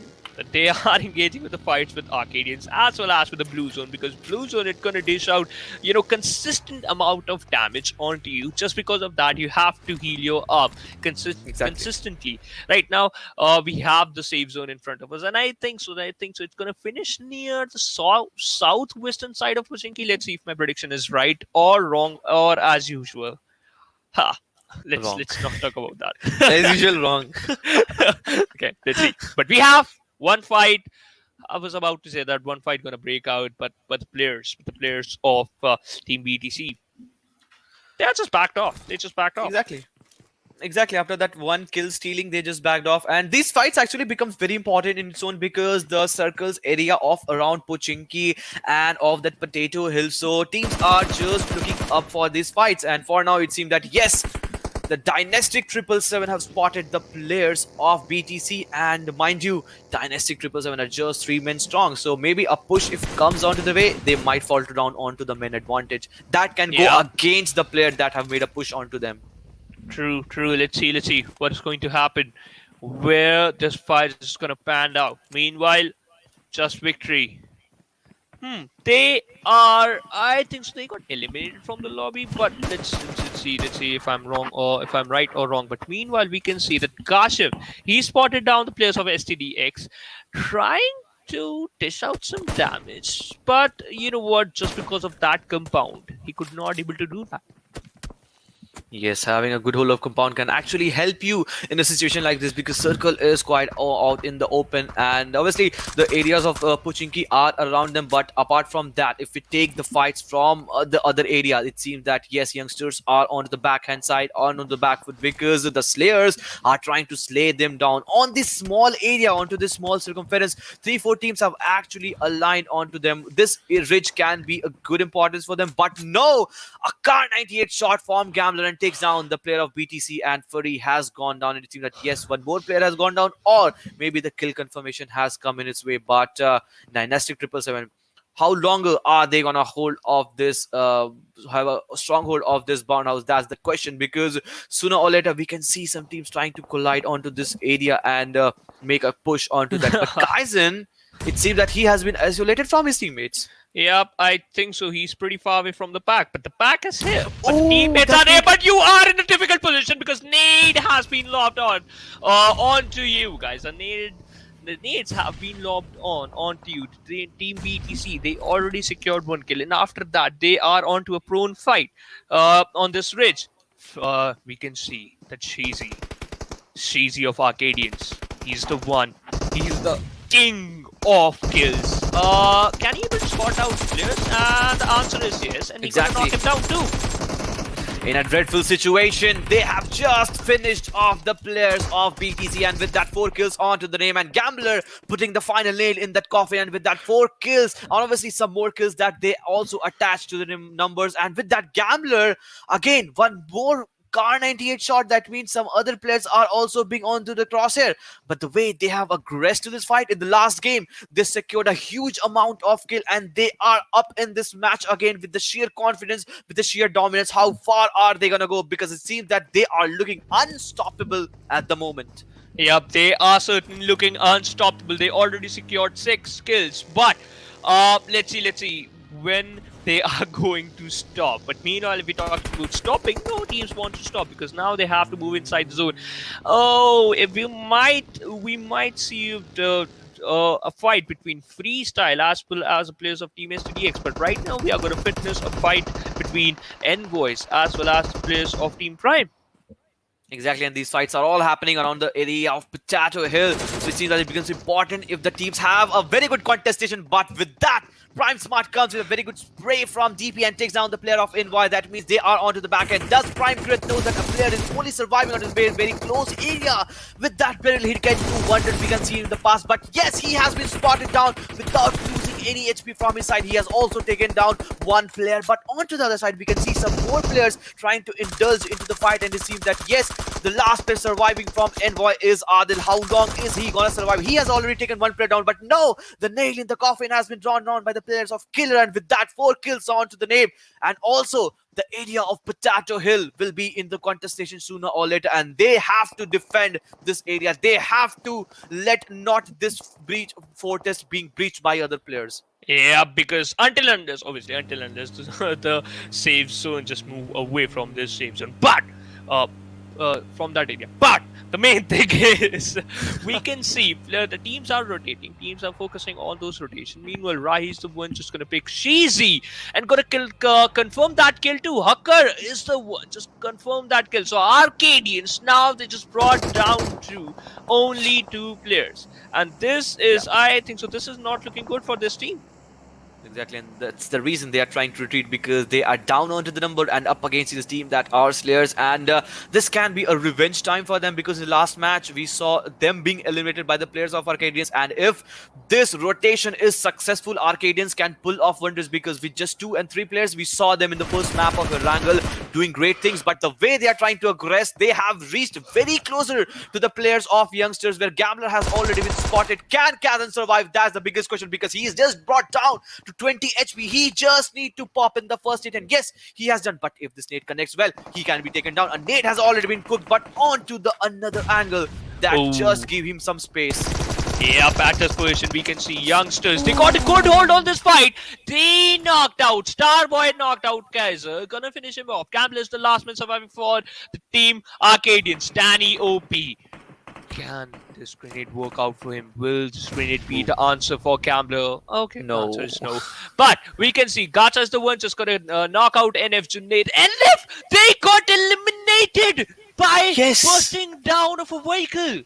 Exactly, we just saw no fear trying to make a rotation into zone, and just because of that, they just find themselves not in a good position. But one team that is also not in a good position is the players of Arkadians. Gambler is the sole man surviving, is the only man surviving for their teams, but are up against the players of Youngsters. If they have cleared their back, Gambler can survive for a moment or two, because I don't think so Youngsters would be looking to come out in the open just to eliminate the single player. But we were talking about no fairs being eliminated. Yes, 1920 caught them in the open, and we just saw them trying to rotate, make an entry from the blue zone to the safe zone. And yes, this happens. These are the things that you need to figure out for the moment. But for now, one lost opportunity I would call, because this was the last match for the day for them. Yeah, this is the last match for the day, and ARK, Team Arcadians, only one player surviving for that particular team. Gambler just gonna move inside the particular compound. In that compound, youngsters was holding this compound, but right now they just moved away. They have to move inside the zone. So as Gambler, but Starboy, his vehicle is severely damaged, so he has to leave that vehicle and move away. Otherwise, if any player gonna spot him, he gonna burst down that vehicle. But Star was like, oh, no problem. I'm gonna do that by myself. Exactly. I would do the favor for myself because I won't let other players do that, and by damaging me before that happens, I will be the one to do that. But for that, Hacker is looking very strong. 1 kill is already onto its name and 5 kill onto the team name. They are just trying to pincer down the players. Any players that are trying to aggress around this compound, because Dreed onto the one angle, obviously Asad onto the another angle. That means all the floor players have been given the responsibility that you take down the players if they are trying to aggress from this angle. So this is a very good strategy because all the 4 players are in a split. And yes, Rai has spotted on some of the players. 5 kills already onto the game, and we can see 25 players are still alive and 8 teams into the frame. But it seems that Dynastic 777, only single men surviving from their side is Snake OP. Yep, Snake Ob is the last man surviving. But now we are down to only 8 teams. Fourth circle will start closing in. 25 players are still alive, and I think so. After this fourth cycle, this area is not going to be inside the save. So the team Slayers holding this compound, but I don't think so that they are going to hold this compound for too long. Let's see what's going to happen. And yeah, I predicted it right. You're gonna appreciate me for this. Yes, appreciation for Yeah. for Shivans, but let's see if this push would be allowed by the players of the Slayers, because it seems that Slayers are also trying to make an entry into zone that has already gone away from them. But the bigger question is, how is the players of the Slayers also trying to make a rotation?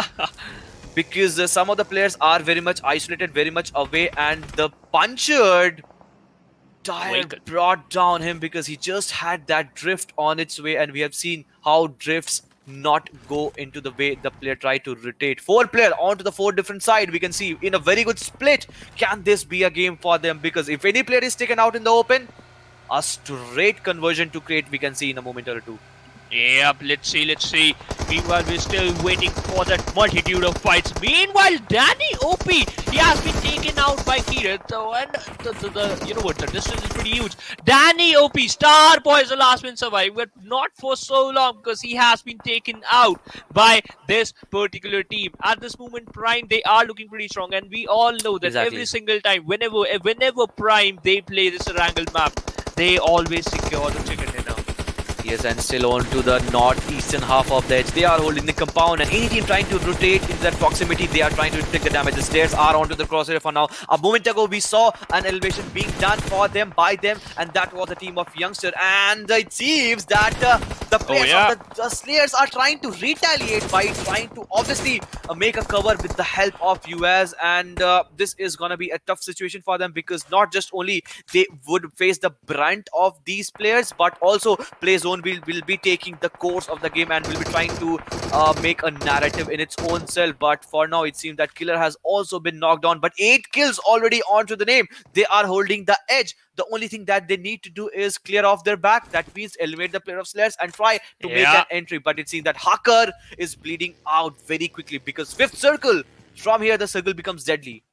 Yeah, from here the circle becomes deadly. So as the players, because they are gonna eliminate you if you want to move inside the save zone. Meanwhile, if we talk about this particular team, right, Prime, Ankit, Team Prime, they got some decent amount of loot. They got a good hold on circle. Hacker, he got knocked out by the play zone. So it seems like the Slayers, they are still surviving, and Rai is the one surviving for. Okay, casters curse. Okay. So now we are just down to only 5 teams. We can see Team Prime with 8 kills looking pretty strong. But after this 5th circle, where they are going to move, where they are going to stop, where they are going to hold for the safe zone.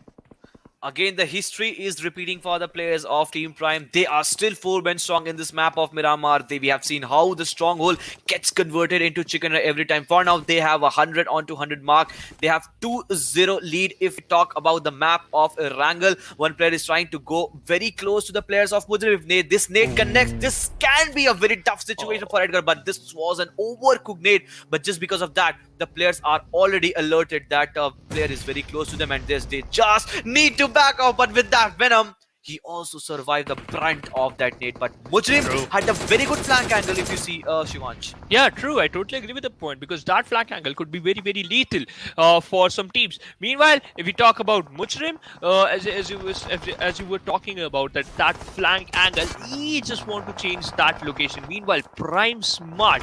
You know what? The location Prime they are in is bit risky, as I was talking about. Exactly. That it's bit risky. That's why one player got knocked down and he got finished. Oh, smart. Kirat, my bad. Kirat is the one who knocked and finished one player instantly. Look at the position of Edgar. He's still thinking, should I move inside the zone or not? And yeah, just because of the circle has made a shift, and this nade, if bit more good parabolic path, a bit more good parabola could have done things differently, because Team Tough from behind is making tough for the players of Team Prime as they are trying to sandwich situation and try to make a backstab. Team Prime looking once was very, very strong because they had the 4 men strong, they had the 4 kill, but for now it seemed that continuous nade, continuous molly would soon flush them off. Gacha, Fadi, Quadra looking very strong, and this can be a game for 1920. Same as for Glory Nation, because they are having the circle, they are having the compound, and they are having the high ground, and they are having all the info where the teams are actually coming in from. True, a lot of eliminations happening right now, and we can see players are using a lot of utilities too, so that they can revive their teammates as well as they can still hold inside the circle. Pablo is the one just going to confirm the kill of Thor. Now we still have 4 teams, and we can see that the players of Team 1920, they are on the edge, and Exactly. I think so. They should stay inside the safe zone. They have to come in zone if they have to find themselves in the zone. But Tough Venom is the only man surviving. Can this be a nade thrown down from the players of 1920? This can be a game end for Team Prime, but look at the way they are trying to just hide themselves into that small cover they have made with the help of Buggy, with the help of US, and with the help of Wooden Shack, that they are anyhow surviving. The best part for them is that they have secured the #4 position for now. If they make it more, it will be good for them. If they get elimination, it will be still a win-win situation, because they have still secured a good kill and a good placement point for now. But the Fadi has been spotted down from another side, and where are Glory Nation? Why aren't they coming into the fight? I don't know. They are still holding inside that compound. But you know what? If you're wasting a lot of time, you could be on the receiving edge too. Meanwhile, how many smokes this team have? Team Prime, I think so. They already used 9 to 10 smokes near this shack, and we can see Quadra Killers with his amazing DP28 spray knocked out Quadra, but unfortunately could not able to confirm that kill. But Zone could be the reason to confirm that kill. So till now, we have seen how Team Prime have actually played their game, but this is an odd situation. And in this also, they are not backing off from the fight. We just saw a very good knock coming from the players of Team Prime, and Killer was the one who actually took that knock with the help of DP. They are looking very strong. Even if they don't get a chicken here, they have thumped themselves, and they have put themselves, they have made their presence feel till now in this game. Yeah, they will remain in the safe zone after the 7th circle could have panned out. Meanwhile, we can see that Gacha, he has the cover of that tree, but now he has to make an extra cover by using that smoke. But Venom knocked out one player, but I think so Venom also going to take an exit, because after that incredible spray, he's just going to compromise his location, and the players from Glory Nation going to pick you off. Glory Nation, Pablo, he finally, I think so the revival is not there, because Gacha, he just pinned out those players. Yes, he has still not been given the revival. But Pablo, it seems that the revival will soon come its way. But then it will come down to how this team will be able to hype themselves up, because up against them will be the two teams. One on the other side will be obviously Team Prime, and on the other side will be 1920. And they won't allow these teams come into the action. And just because of that, 1920 has gone down. And with that, a very good spray comes in, because Arkadians has taken already down Quadra, and this means some nades, some molotovs can actually, it can be a game end for the players of Glory Nation. 1920 trying to make an opening, same as the players of Team Prime, as they are already up in the open situation with the help of just that cover of a buggy. Yep, and we are going to witness the top two teams in a minute or two. But meanwhile, we can see Mujrim just knocked out one player. Look at the position of killers. It could be a bit risky for him. So as for the position of Kiran and Mujrim, you know what? That movement is a bit risky. That's why. Okay, he's still surviving. I thought he'll get punished. Meanwhile, Mujrim. Oh man! Had he been secured the kill if he continued that spray. Exactly, but this nade can do some damage onto the players of Glory Nation, but still they are 2 men surviving. Look at that, 4 men surviving. 1920 will be aggressing into zone up against the teams of Team Prime, up against the players of Glory Nation. This nade, obviously this good spray coming in from the players of Quadra takes down the player of Glory Nation. And with that, an elimination has already come onto the way, and from now onwards, it seems that 1920 has sensed this chicken dinner going its way. Yep, now it's time between these two teams. Now it's the high time, but that grenade knocked out another player. Killers, he is on the receiving edge. Now it's down to only 2 teams. Mujrim, he got knocked out. My bad. Killer is still surviving. Now he's 75% HP. He's on 75% HP, but Killer spot him out. Quadra, can he take down Quadra? And the answer is yes. Prime did it again. 3 on 3. Say it with me. 3 on 3 on the map of Erangel. Say it with me. Say it with me, Shivansh. Again, 3 on 3 on the map of Erangel. This is the consistency level of Team Prime. 3 on 3. 3 on 3. To be honest, the way Team Prime played was so good. Another chicken dinner in the bag. Especially another great performance. And you know what, Ankit? I'll tell you one thing. That if they're gonna perform like this, literally nobody can take them down from the top 8. Exactly.